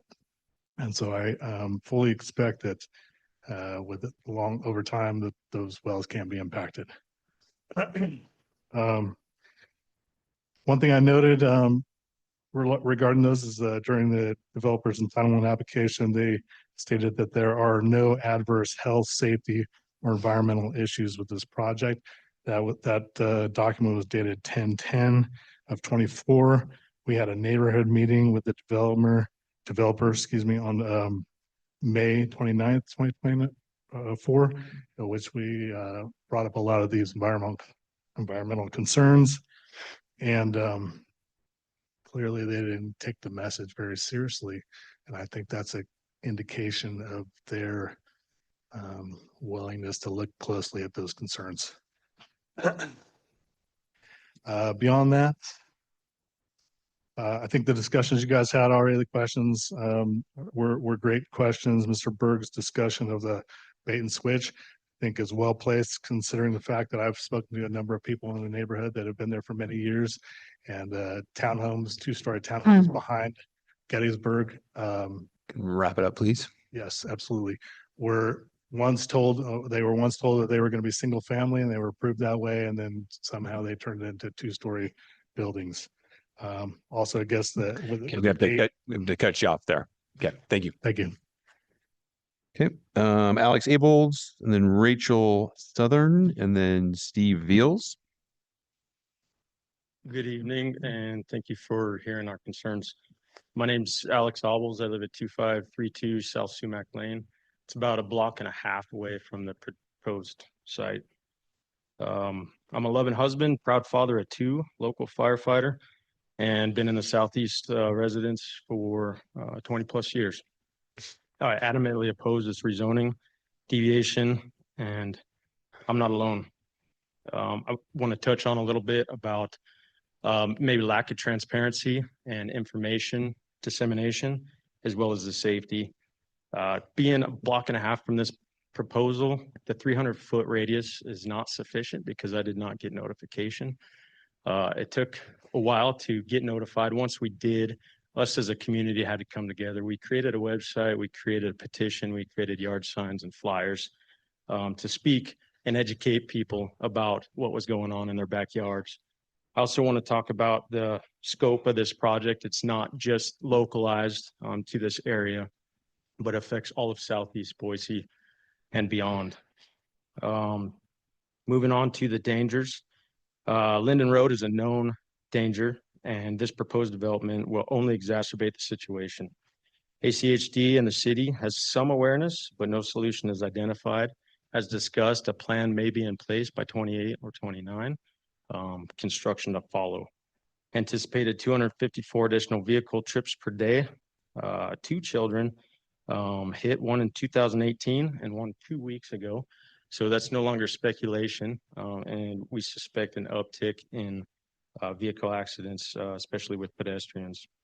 I walk my kids to school every morning, afternoon, and I jog in the area. I spend a lot of time in this, and I witnessed 1 to 2 accidents or near misses per week. I refuse to let my kids walk themselves due to this danger. Multiple times, I pulled my kids out of the way for vehicles running red lights. Observed increased commuter stress, speed, and road rage, increased workload on our police, fire, and medics, increasing crime.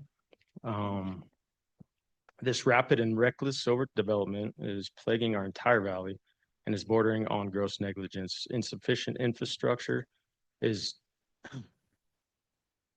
prior to approvals is not in place.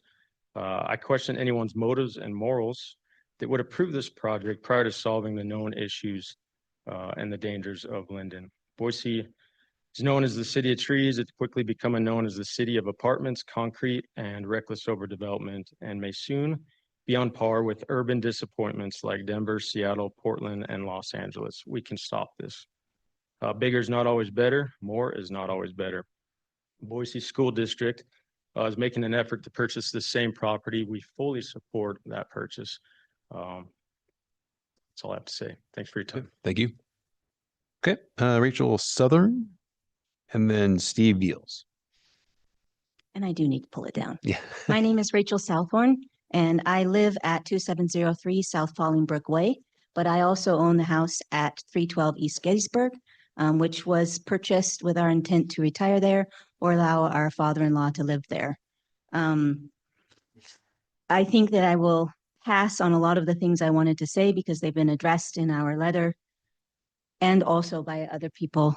But when we first heard about this, which was considerably late in the process, we imagined that it would be similar to other infill projects in the area. And so we didn't really have objections, although we did have disappointment. However, this proposal is significantly different to other infill into small residential areas in this area in orders of magnitude more.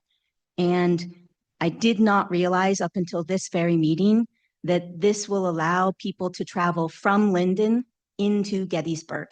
And there was a point in time when there was a direct link between our little neighborhood off of Utter into Boise Avenue that became, I think, too dangerous and is now blocked off. You cannot drive that way because it was used as a through street instead of a residential street. And my biggest concern that I have not heard really voiced here, although I have heard it mentioned, is the traffic impact to Gettysburg because of its access to Linden. So in addition to adding these households that will now empty onto Gettysburg during the high traffic hours, because it is very difficult to empty onto Linden, that traffic light at Linden and Geckler can take up to 5 cycles in order to get through. People are backed up past the entrance of this and going slowly through an easy access point, even if it is, meandering, will be significantly faster for commuters than going through the traffic light, which is the intended traffic pattern. And if there's no mitigation in place to keep people from traveling from Linden through Gettysburg to get to Boise or Broadway, I think that we are in for some serious safety factors and a massive radical change to the nature of this neighborhood, which will now become a through street instead of a neighborhood street. I'm also significantly concerned, although it has been mentioned, about the impact to our children who are using that sports complex during the time of construction. Thank you. Thank you. Okay, and then Steve Beals. Folks, please no clapping. Evening, commissioners. Appreciate your time. Steve Beals, 130 East Melrose Street, block and a half away. As you can see, similar projects like this have been proposed. One is actually under construction right now and is about complete at the intersection of Geckler and Boise Ave. As the previous testimony stated, currently those houses are going for $800,000. You can look it up on Zillow right now. I'm sure those were pitched in the exact same way, a way to add in more density, more affordable housing. But this project is not that. I guarantee you these will be luxury condos. And once it's approved, they'll add more to it. A classic bait and switch. I would ask you to reconsider this project as well as the rezone. This seems like something that's very out of character for the Melrose neighborhood, the Gettysburg neighborhood, very working class, regular single family homes, so a lot of them built in the 1950s, and was kind of the last quiet, affordable bastion in Southeast Boise. That's why I love living there. And, I've called it home for several years now. Of course, with the traffic concerns as well, that does concern me. And ultimately, this does not address our affordability concerns. I know the applicant stated that by adding more homes to the market, in theory, that drives down the prices. But when you're adding $800,000 condos, that's going to help nobody. So thank you for your time. Yeah, thank you. Okay, Mr. Beals was actually the last individual that signed up ahead of time. Okay, if you want to come up, I mean, the podium is now free, so we can just roll on up. First then. Yeah, come on Okay, up. thank you. My name is Casey Mooney. I'm at 323 East Lexington Street. So very near. I did actually get the notification because I was within that 500-foot radius. However, I am strongly opposed to rezoning the two lots to mixed use. It is a small 1950s neighborhood with less than 100 homes in the area of what you can call it as the neighborhood. It's a significant change to the character of this neighborhood, which is, as you just stated, very unique, the last affordable area in Southeast Boise for these fun homes. There's pretty much 4 major corners, and this alters one of those major corners of the neighborhood. And it is a neighborhood. It is not designed to have commercial people. It's not designed to have 31 townhomes with only 2-car garages, and then a mixed use that allows 17 spaces for 13 apartments, plus what you expect to have the employees at the retail, plus what you expect to have customers. That is absolutely unreal. I'm mind boggled by that. As we've talked about a lot, Linden is too busy. So again, all of this traffic is going to be coming through, but not only to Gettysburg Street. The other major west-east streets are Woodvine, Lexington, and Melrose streets. Those streets are also going to feel the impact of this, and severely, because once Gettysburg gets too much, they're going to go down Utter, and then they're going to go Lexington and then corner over, or they're going to go over to Melrose, or they're going to corner up to Woodvine. This is an impact to every single member of this neighborhood. There's already a lack of safety features in our neighborhood. We have very minimal streetlights in the entire neighborhood. We were walking with my daughter and my dog the other night, and car comes barreling around the corner and almost hits her, because the other side of that is the only street in this neighborhood that has sidewalks on both sides of the road entirely is Gettysburg. Lexington Street, Woodvine, Melrose, none of those streets have sidewalks. It is straight road house. So massive issue. There is, as far as the north-south streets, there's 2 small ones. It's Sumac and then Utter. I'm right at Lexington and Utter. There are small sidewalks on that, on one side only though. And Sumac, there's 2 different sections of Sumac, and only one section of Sumac has that sidewalk there. The proposed density is absolutely absurd.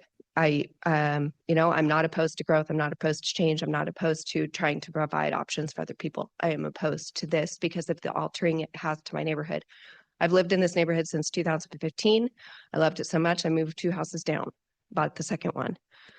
So it is where we live, where we're raising our daughter, where we have our dogs, where we have our garden, where we have our entire life. And this is supposed to be where we're going to retire to as well. This is something very new, so you'll forgive me if anything is wrong, outdated, anything like that. But I was looking over the closing paperwork. The house that I'm at right now, we just bought in 2021. So I was reading over the restrictive covenants that were provided from the title company. And is, to the best of my knowledge, 2603 Utter Street and 317 Gettysburg are included in this. And according to the map, they also appear to be included. And it says, no structure shall be erected, altered, placed, or permitted to remain on any residential building lot or plot other than one detached single-family dwelling or one semi-detached single-family dwelling not to exceed 2.5 stories in height, and a private garage for not more than 2 cars. So again, this is something that I got to cut you off. You're at your time. Thank you. I oppose. Got you. Sorry. I hate cutting folks off. It's the hardest part of the job. Okay. Anybody else want to testify? The podium is free. I just had a visual slide. I'm sorry. Once you've already testified, that was your time. So, yep. Okay. Yeah. Come on up. If you guys want to testify, come on up. Podium is free. Hey, I just want to kind Can of. you get your name and address? Oh, Please? yes, sorry. Yeah. Samantha Gomez, 1118 South Longmont Avenue. I have a daughter who goes to White Pine, so it's a huge concern just as far as the asbestos. I do just want to call out that I find it interesting that Home Depot will make you get an asbestos test just to change out your linoleum for the same year of house, but we're not doing that when we're putting all these kids at risk. Is there also going to be a plan in place that helps do the air filtration system for the schools? Because that's going to definitely damage that with filters. So is that something that the developer can be responsible for? I'm not sure. I'm just stating this. But also I was just looking up a law about 300 and 3,000 feet. If we're putting that, are they going to do background checks on certain individuals to ensure that the safety of our children are in fact safe? Because that's going to be one of my biggest concerns. You're putting windows towards Timberline High School. You are creating predators. Like, that's just not cool. But as far as that's concerned, I also think that we shouldn't build our decisions off of wishful thinking, wishing that people are going to take different forms of transportation is just a wish. Maybe the 17 parking spots, maybe those people can figure out other transportations so their guests can park in their garage, because you're just going to be blocking other roadways. But so as you can tell, I definitely oppose. This is not a good structure for Boise. As you can see in the pictures on either side of you, it's of the mountains. When the Boise Geckler, Pennsylvania was approved, you took away such a beautiful view that I loved driving down Geckler. Like, if you're going towards Boise Avenue, you could see the foothills, and now you see buildings which are industrial looking and just really doesn't say Boise. Boise's where you raise your family, not for urban. I feel like that movie where they're talking about Joe's Jungle Juice or the smoothies, and it's just like, this is not a good idea. I don't know if you know what movie I'm talking about, but this is not Joe's urban place or what it was thought to be. So that's all I have to say. Okay. Thank you. Great. Thank you. Okay. My name's Terry Gardner. I live at 211 West Elwood. My neighborhood will definitely be impacted. I live one block off of Linden. I'm into gardening, so I'm out there all the time. See a lot of speeding, racing, all kinds of interesting things going on. I think that this bizarre design project just for the apartments and residential, that is so out of place. It's just bizarre to me. Yeah, and I'm just very concerned about the overload of the schools. Schools haven't said anything, but we have a new apartment complex, a large one on Broadway. There's on the other side of the bank, there's an open field there that's supposed to be another one, another apartment complex. We have these trying to go in, as well as what's on the corner of Geckler, Pennsylvania, Boise Ave.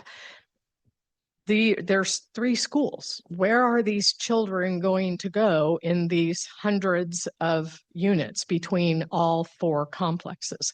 Where are they going to go? Who's going to take care of the fire for all of these complexes? We're going to have more fire departments. We're going to have more police. There will be a lot of, I've already said this stuff in my written testimony, but I'm very concerned about this parking. Just the other day, I was going on the corner, what is that? Kootenai and East Boise. And my husband goes, what are all those cars? There's a restaurant there that was completely filled because of the university students. All their guests parked there. So is guest parking going to be at White Pine, at the Timberline High School parking? I mean, it's just not enough space for what they're proposing to do. And it's going to destroy the neighborhood. That's why we bought there, was because it was an older neighborhood and with tree-lined streets, and it's just so out of place. I do not think that it fits the neighborhood. I think it's potentially a lot of danger. I see high school students running by all the time. I see elementary kids on little, in the spring, they'll do like little field trips and walking back and forth, the Montessori school. All these kids in this area are going to be in more potential danger with that many more cars coming and going. And because those kids all go to those same schools from those other apartments along Broadway and Geckler, I think it's a recipe for disaster. And I just really feel it needs to be a different project. Thank you. Maybe the school could have it for expansion. Thank you. Daisha Obels, 2532 South Sumac. I have maybe a question as well as a comment. My first question is how is 17 parking spots for 13 units, even if they're studio units and 2 businesses, adequate? In my mind, that leaves no parking for employees or customers. If you have only 1 car, that's 13 spots, and maybe only 2 employees. We're getting 2 spots for customers. I can't add that in my mind, so I wanted to pose that as a question. And secondly, I wanted to make a statement. We had emailed in a petition that we had made available. I don't know, Jesse, if you have that, you can bring up on the slide. I wanted to point out that this petition has only been available on, we've put some signs out and whatnot, and we made it available only the last few weeks, and we've had 520 people oppose it. And it's not just in our area. You can see from the map that it is widespread across all of Boise. We have people that drive their children into Lakewood Montessori from across town. We have kids, because of open enrollment, that are driving their children into White Pine. So when you put this much more traffic on those roads, it is a concern for the entire valley, not just the Southeast Boise. Thank you. Yep. Thank you.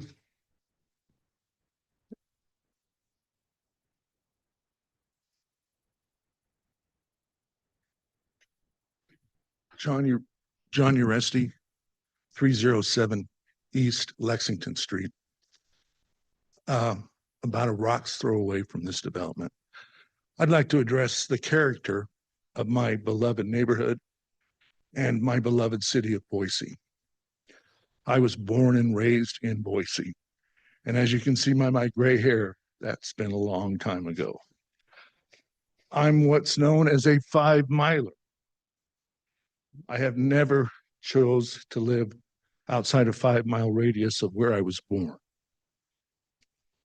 I have seen Boise grow, and I have benefited in the last 30 years from the dynamics of this city.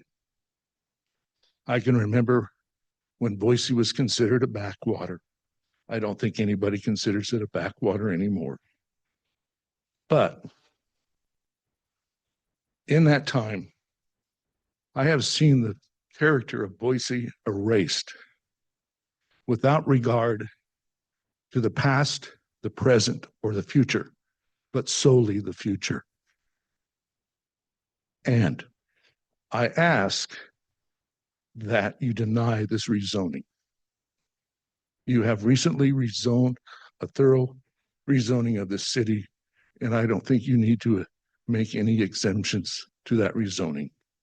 Thank you for your time. Okay. Thank you. Yes, my name is Mark Sampson, 2978 South Waterbury Place. We've lived there, owned the house for since 1984. 3 comments. First is the gentleman, the commissioner mentioned neighborhood character and how it won't change on the south side of Linder. Well, years ago, you guys, somebody approved some houses that are 3 stories tall, right off of Geckler and just south of the Montessori school. 5 of those houses in there were that neighbored them that was in Lakewood, basically had their value depreciated because they are being looked right down on into their backyards. That character, that development changed the character of that neighborhood. This development will change the character of this other neighborhood.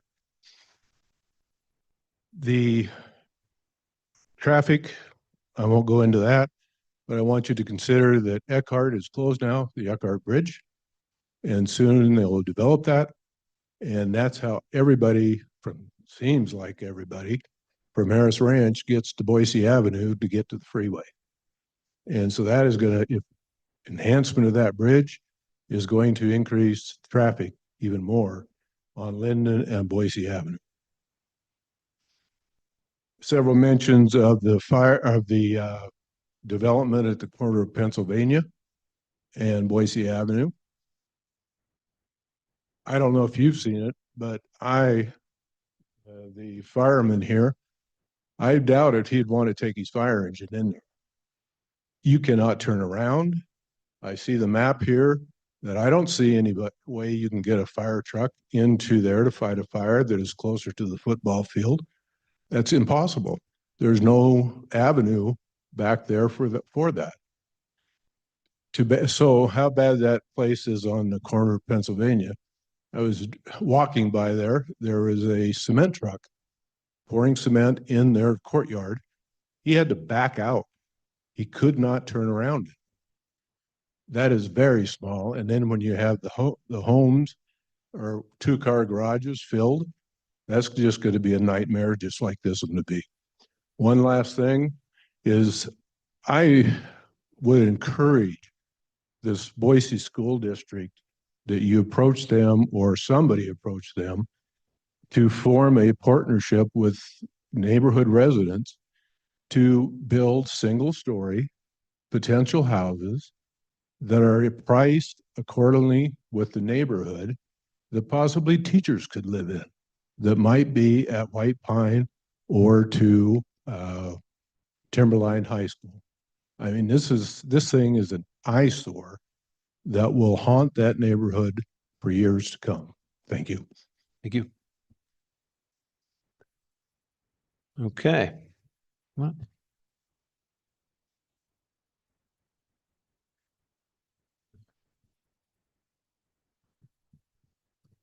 Good evening. My name is Terry Friend. My address is 9800 Arnold Road in Boise. I'm going to be the dissenting opinion tonight. In terms of this development, I would say we need more.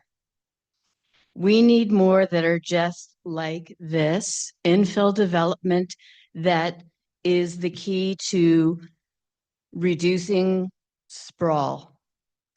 Infill developments make better use of our infrastructure and our public facilities, and they are in fact good for our city.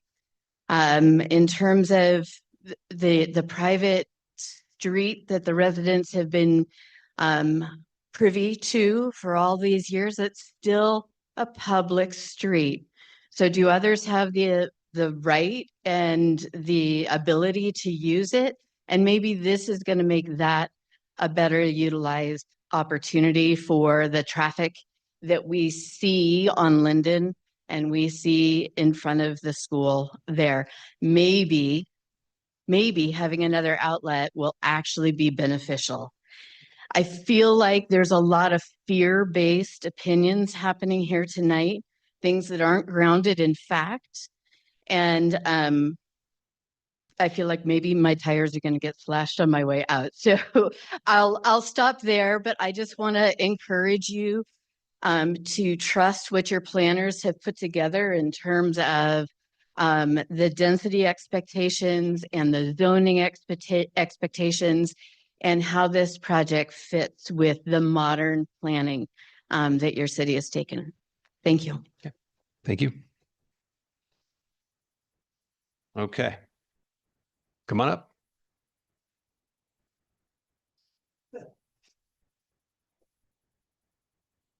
My name's Corey Sampson. I'm at 2978 South Wetterberg. And I just want to say I'm totally against this. We don't need any $700,000 townhomes in our area. Boise doesn't need that anymore. We need affordable housing, and that isn't it. Thank you. Okay. Thank you. Okay. Does that do it? Oh, come on up.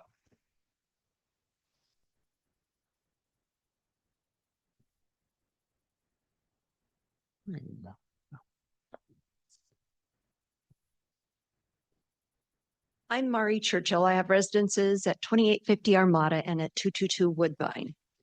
So Woodbine is the most impacted by this, but really not the one that I want to address. If you've been on Linden at any point in time, particularly during a business day, without regard to whether or not there is school in session, school getting out, school starting, the traffic backs up to Geckler from Broadway. Then it backs up to Boise Avenue. People make illegal U-turns in the middle of the road in order to not have to wait through another light cycle. Or they back into driveways of people that live along Linden. It's frustrating and it's dangerous. I have a daughter at Timberline that won't be impacted by this, but it's still a concern because of the students that have been hit. And probably that bears contemplation with regard to density. That said, these parcels are ripe for development, but this isn't the right development. I think we need to see something that contributes to the neighborhood that isn't going to be such a detriment to the people that already live there. And I guess I'm most passionate about the kids that have to deal with it. And we do need to be concerned about a population that can't be here to speak for itself. So if there is a way to look at something that isn't so dense, that does provide additional housing, I'd love to see that investigated. That was it. Okay, thank you. Okay, last call. Anybody else? You have a few folks online. I'm going to head that direction, staff. It's okay. Eric Wilkes is up. Mr. Wilkes, can you hear us? Yeah, can you hear me? We can, yeah. Hello. Hi, I'm Eric Wilkes. I live at 2567 South Sumac, Idaho. It's actually the Sumac that's connected to Linden. I'm in the townhomes next to this development. Yeah, I'm a father of 4, and 3 of them attend the school, White Pine Elementary, directly across the street from this proposed development. I also live, and I'm extremely concerned about the safety and well-being of our children and the community. First, this location of the development, so close to 2 schools, is simply not suitable for a project of this size.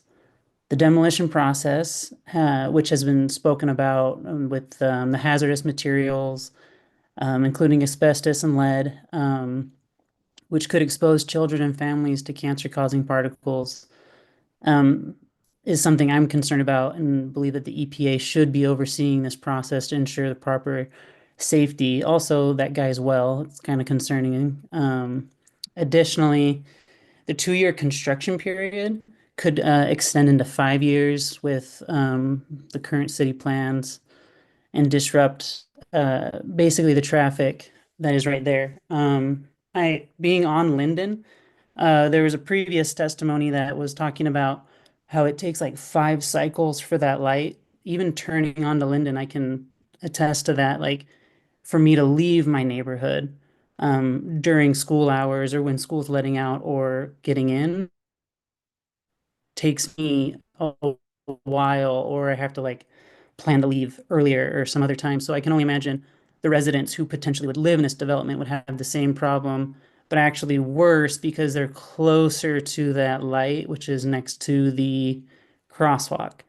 The proposed 3-story buildings are out of character for this neighborhood and will block views, change in the feel of the area, and that's something that kind of concerns me. But I am against this, the volume at which has been proposed. I believe there's more creative choices, maybe a number that's less. Also, the pictures that showed like the multi-use building, that multi-use building is kind of huge, especially that close to the sidewalk, that close to the street. I feel like that could be a huge problem and there's better use for that property. This is a neighborhood that needs thoughtful, community-focused development, not a project that could jeopardize the safety, health, and quality of life of the people who live here. I urge the city to reconsider this development and look at alternatives for better benefit for the community. Many people have brought up the property that's being built on Geckler and Boise Ave. I actually was hit recently last year on my bicycle by a car turning right next to that property. The police report number is 4. Oh, yeah, but just wanted to say that. Sorry, Mr. Wilkes, that's your time. Thank you. Looks like if you are online and would like to testify, please go ahead and raise your hand. Okay. Looks like that will do it for the online testimony. I'll go ahead and just do one last final call for you folks here. Anybody else want to testify? All right, very good. We're going to close up public testimony at this point. And we'll bring back the applicant team for a rebuttal.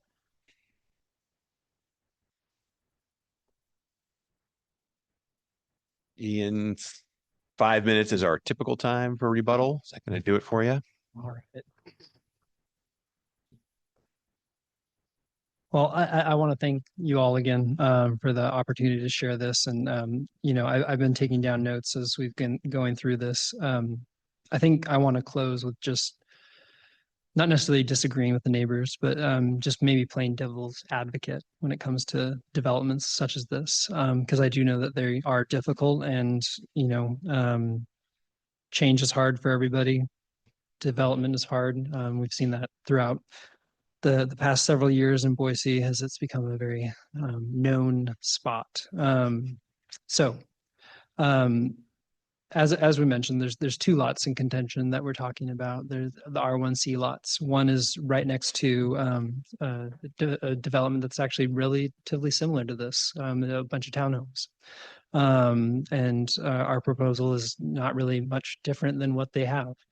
I would argue that it is better for connectivity between the neighborhood, the school, and creating safety as opposed to the existing development, which was kind of off of that 80s style. You drive into your garage, don't see your neighbors. This is definitely promoting neighbors on the street. So again, that's the intent behind this design, is that we're trying to create a community, not just for the people that live there, but for the people around that are already living there.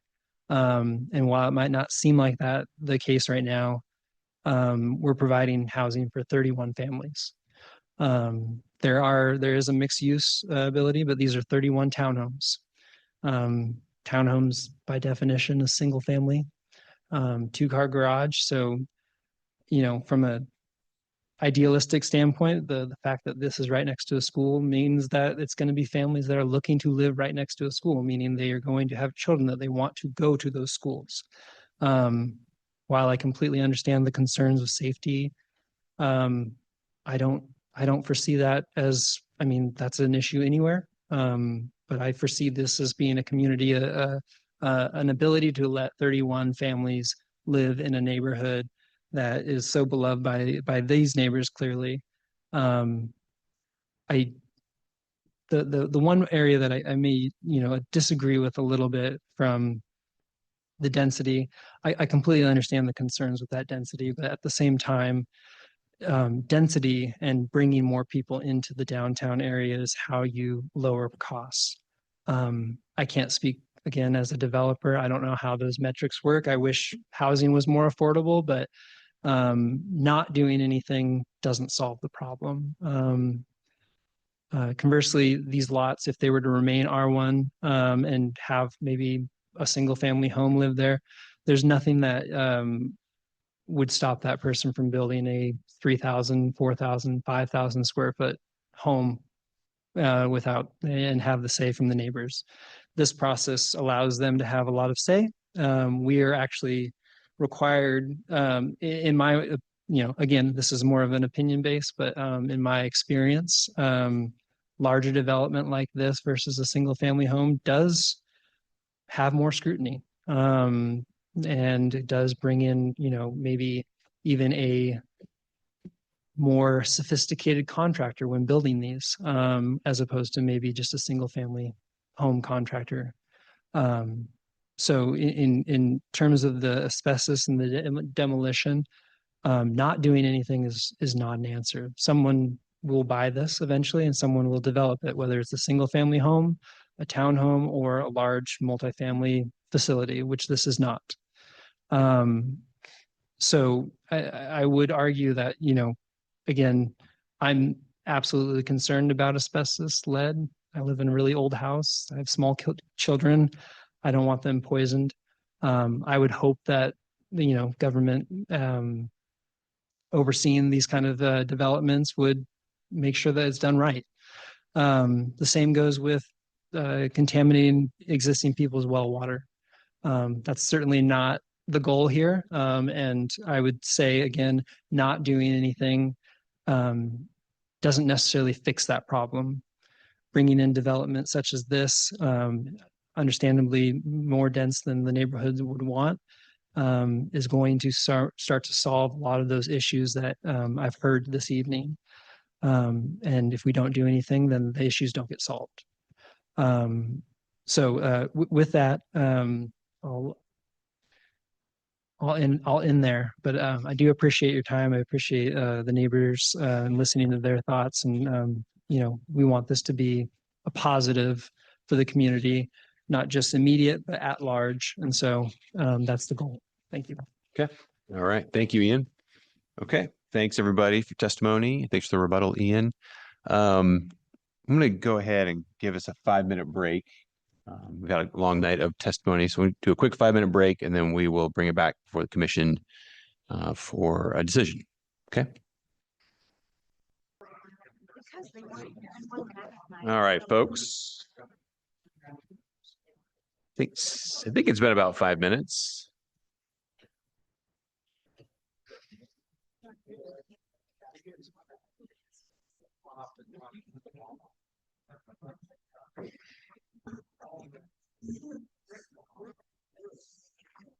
Okay. All right. Thanks everybody for your patience. We'll go ahead and we're going to open up deliberation here by the commission, render a decision. Just a couple of things for everybody's knowledge. We are recommending to City Council on the rezone and on the subdivision applications. Okay, so City Council will take these up at a future meeting, right? So we are just giving them our recommendation on those 2 items. The variance, the 3rd item, we are final on, but anybody has the right to appeal our decision to City Council. So the variance is regarding the detached sidewalk on Gettysburg. So that's just process for everybody's knowledge. And then I'll go ahead and open this up for a motion from one of my fellow commissioners, or discussion at the very least. Of course, we have 3 items here, gang, so we can take them up individually or all at once, which it's your guys' pleasure. Yeah, I think so. Yeah. Jesse, Commissioner or Chairman. Jesse, I have one question. I mean, it's very clear to me that, and you stated earlier that in terms of requiring the developer to obtain necessary permits or whatever it may be to comply with EPA or DEQ's asbestos and lead process is not within the scope of what is before us. That makes sense. Mr. Chair, Commissioners, so that's not something that we are looking at today with our planning findings. That is a DEQ or EPA requirement. Idaho is one of the few states that cedes that to the EPA and some of the larger demolition projects. But that is not something that we are looking at under planning findings. So follow up on that. Maybe this is not the, I'm just wondering, like, and I understand that, but is the city aware of any demolition project that has occurred where the developer has voluntarily taken measures to address the asbestos and lead concern? Mr. Chair, Commissioners, I'm not sure about exact specifics. I do know that there are many companies that do offer asbestos remediation throughout Boise and the Treasure Valley. Okay, thank you. Okay. Sorry, we're not doing questions right now. Sorry. Sir. Sir, Sir, please. please. So typical process, these are entitlement hearings. This is a planning application before us, these three items, okay? This is not a demolition permit. This is not a building permit. Those processes all follow later, okay? So this is merely a use hearing, okay? So that's just clarity for everybody here, right? Any other permits in the future will be applied for later by the applicant team, okay? For demolition or for building permits, okay? Mr. Chair, Commissioner Mooney.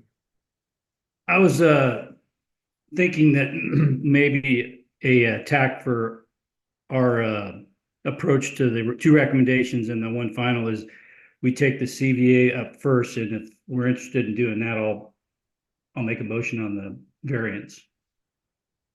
Yeah, let's go for it. That's fine with me. Of course. I recommend that we approve CVA 24-28 with all terms and conditions in the staff report with a change to condition of approval number 3 to add verbiage that states if ACHD cannot schedule construction before 2030, then so we would rewrite that paragraph, and I can read that paragraph back if that's better for Crystal. Okay, Crystal's giving me the eye. Mr. Chair, Commissioner Mooney, could you just maybe read it as you would have it written? Yes. Condition number 3, if the proposed street improvements along Linden Street are removed or modified in ACHD's integrated 5-year work plan prior to the submittal of building permits, the applicant will be required to install a 10-foot wide detached sidewalk and related streetscape improvements as required by the development code. That's how as it reads now. And I'm suggesting that we change that first sentence. Along Linden Street are removed, modified, or construction is delayed beyond 2030.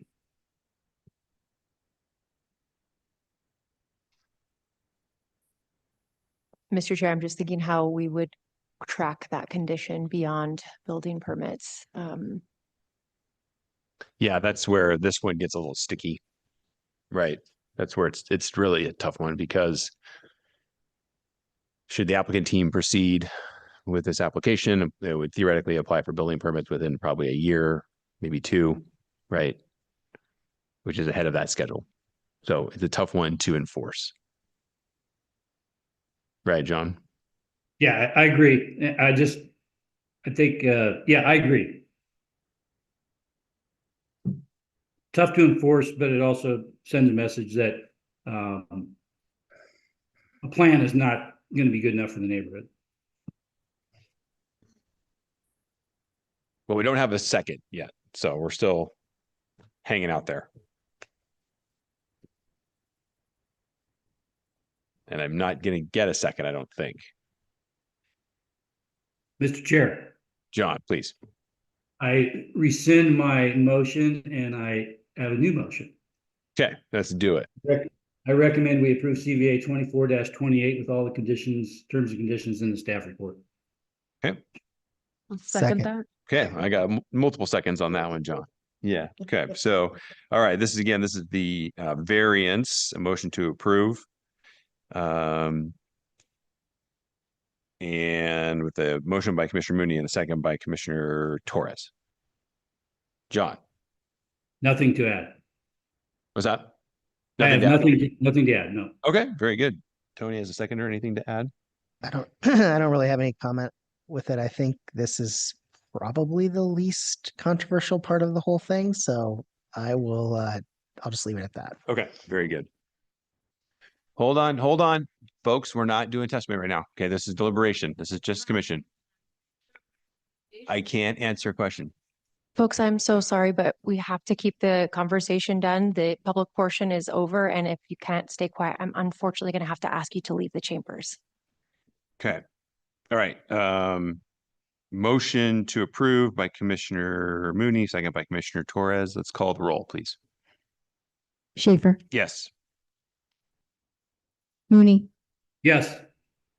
Teja, Yes. Torres, Yes.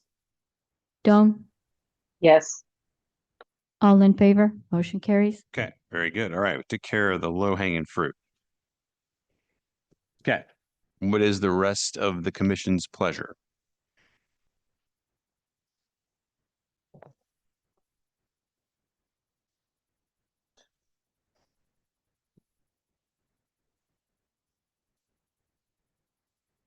Mr. Chair, Commissioner Seah. I'm gonna make a motion to Okay. Recommend CAR 24-8, the rezone. And I believe we can also add the SUB 24-26 preliminary, I can't talk, preliminary plat based on the staff report and conditions of approval. Okay, I'm sorry, Commissioner Seah, that was a recommend approval.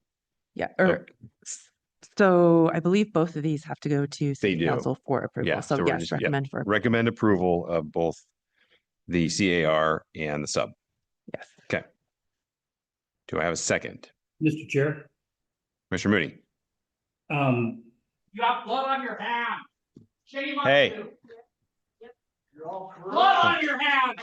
Read the Idaho Statesman article. Everybody, please calm down. Folks leave. Thank you.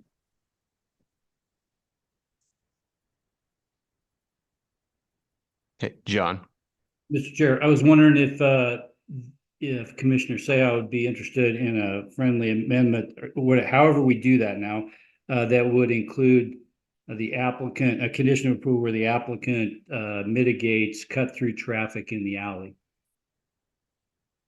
Okay, I'm open to that. friendly amendment. Okay. So that would be to the go ahead and just imagine for the sub, huh? Yeah. Okay. So look at additional traffic calming measures in the alley.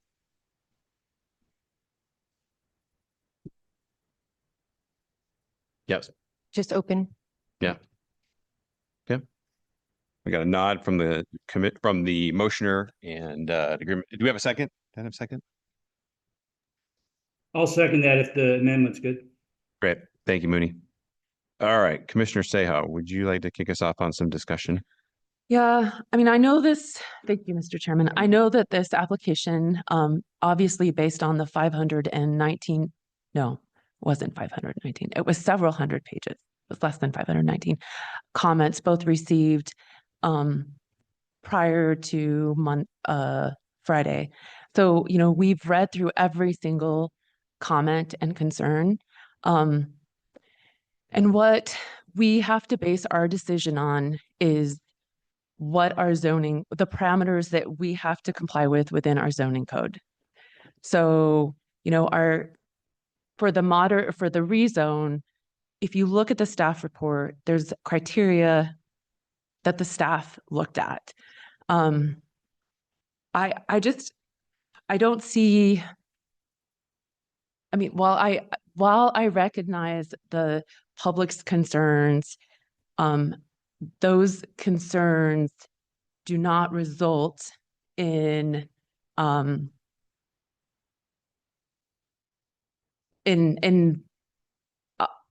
don't know. I'm not quite sure how to explain this. Hold on, let me just read this. Sure. So I will be supporting this motion, the motion this evening based on the staff report and conditions of approval. A couple items I want to know. We read through every comment submitted. We hear your concerns, but at the end of the day, we are tasked with reviewing the application before us and determining if it meets the code. And I agree with the staff's report. I encourage the community to work with ACHD on traffic calming options. I would also encourage you to work with the developer and, if possible, to ensure that the concerns with the asbestos and the lead are addressed. I don't, you know, I was in your space at one point. Developments in my neighborhood. The fact of the matter is that the city is growing and we have two options. We either grow out or we grow up, right? And that's kind of what we have before us. You know, I heard a lot about affordable housing tonight. Personally, I wish that we could require affordable housing But that is not something that the city can incentivize it. They can't require it.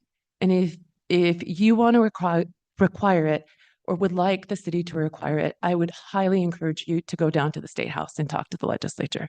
Because at the end of the day, they're the ones making decisions like that impact cities across Idaho. So that's it. All right. Thank you, Commissioner Seah. Okay. Any other discussion, comments?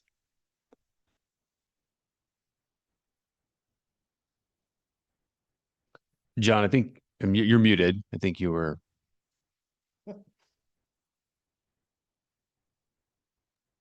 Sorry, I was on the wrong page. Yeah, you're fine. Mr. Chair, as a seconder, I'm in support of the motion, and my difficulty and where I was looking to the staff's report, all the testimony, which was great and impassioned, and I'm sensitive to everyone's concerns. But the one piece of the code that I was relying on was on the rezone. And just to read it for the record, the size, scale, height, density, and mobility network of the proposed initial zoning or rezoning are compatible with surrounding development. And that's where I think the neighborhood character and much of the testimony we heard tonight was built on that particular piece of our code. And I was convinced, especially by your questions and review of the density and height discussion in our question and answer period, and then listening to all the testimony, that we've satisfied that. And I think we should recommend to council that this does fit.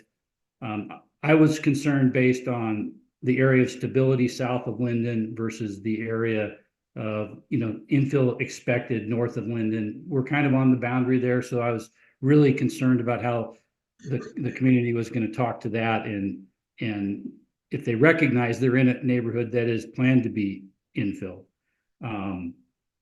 Finally, I was struck by some of the comments about Boise's becoming an urban disappointment, much like Denver.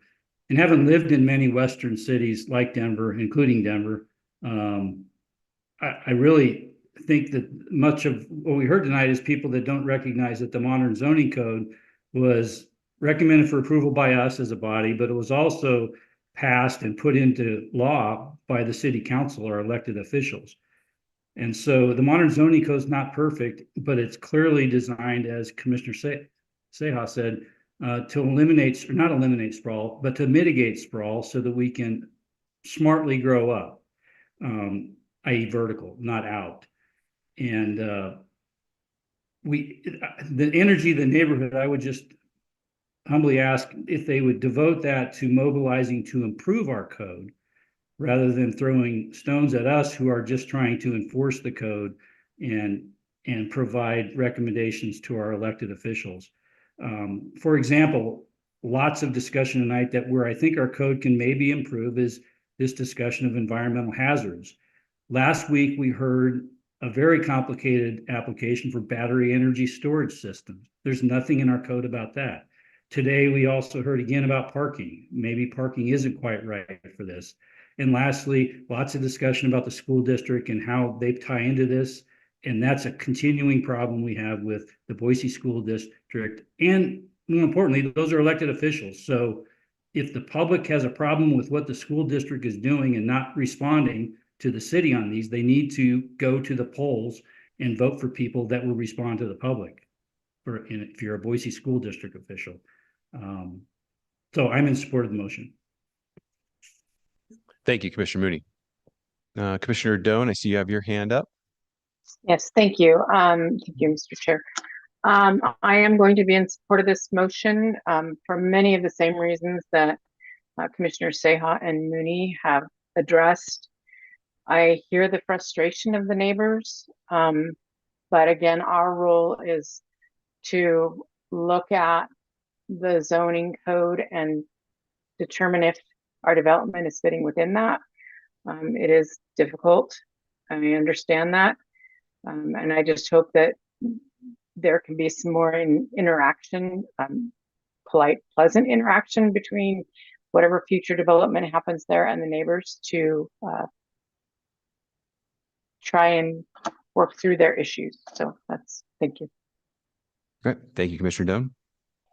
Mr. Chairman. Mr. Torres, yeah. I'll be brief, but I am also going to be in support of the motion. I think coming back to the traffic, the reality is the traffic is coming no matter what. The traffic is already here. You know, the city has made a concerted effort, like my colleague said, to grow vertically versus sprawling further out into the desert. And really, there's limited room in the city limits of Boise to continue to sprawl out into the desert. The suburbs of Boise are all continuing to do that. And they are generating massive amounts of traffic as well. Density decreases the odds of there being as much traffic and provides the possibility for those who don't want to drive to have other options to get around their community.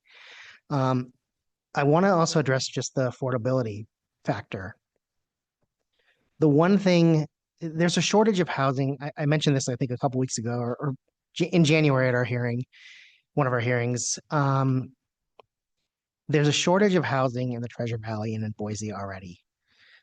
But the area we have the most, or the type of housing we have the most of in our region is single family homes. The shortages are in apartments and condos and duplexes and fourplexes and any other kind of plex you can imagine. We heard a lot about the children, and I don't in any way want to minimize the environmental concerns from the demolition, but where are these children going to live when they grow up? I mean, as of right now, we have a growing population that is growing and growing and growing every year, every decade. And housing is getting more and more expensive, and the supply is just not coming even remotely close to meeting the demand. And I think that was one of the core ideas behind the modern zoning code, was to increase the supply of housing so people could afford to live here.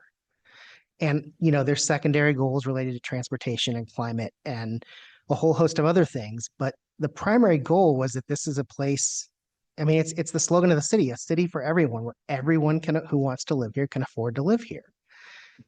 And so I'm not being as brief as I had planned to be, but I will just point out, for all those reasons and more, I'm going to be supporting the motion. Okay. All right. Thank you, Tony. Okay. I will also be in support of the motion. I appreciate all of the testimony tonight, all of the questioning by my colleagues here on the dais, and the discussion from the applicant and staff and the neighborhood association. At the end of the day, for me, I mean, I agree with most of the comments that have been shared by my fellow commissioners.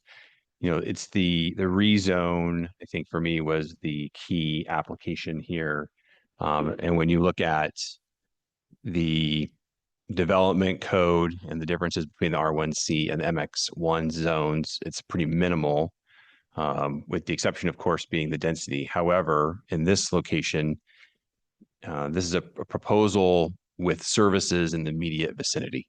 So as my fellow commissioners have been stating, you know, Boise trying to grow up rather than out. This to me is perfect example of that, where you have schools in the vicinity, you have services, commercial services in the vicinity. So I think that's the intent of the code, is to put more housing in situations like this. I think the applicant team did a nice job with the layout of this proposal, giving some breathing room to the adjacent homes and pushing, you know, the buildings, you know, towards the track and the school facilities. So I appreciate the thoughtfulness there.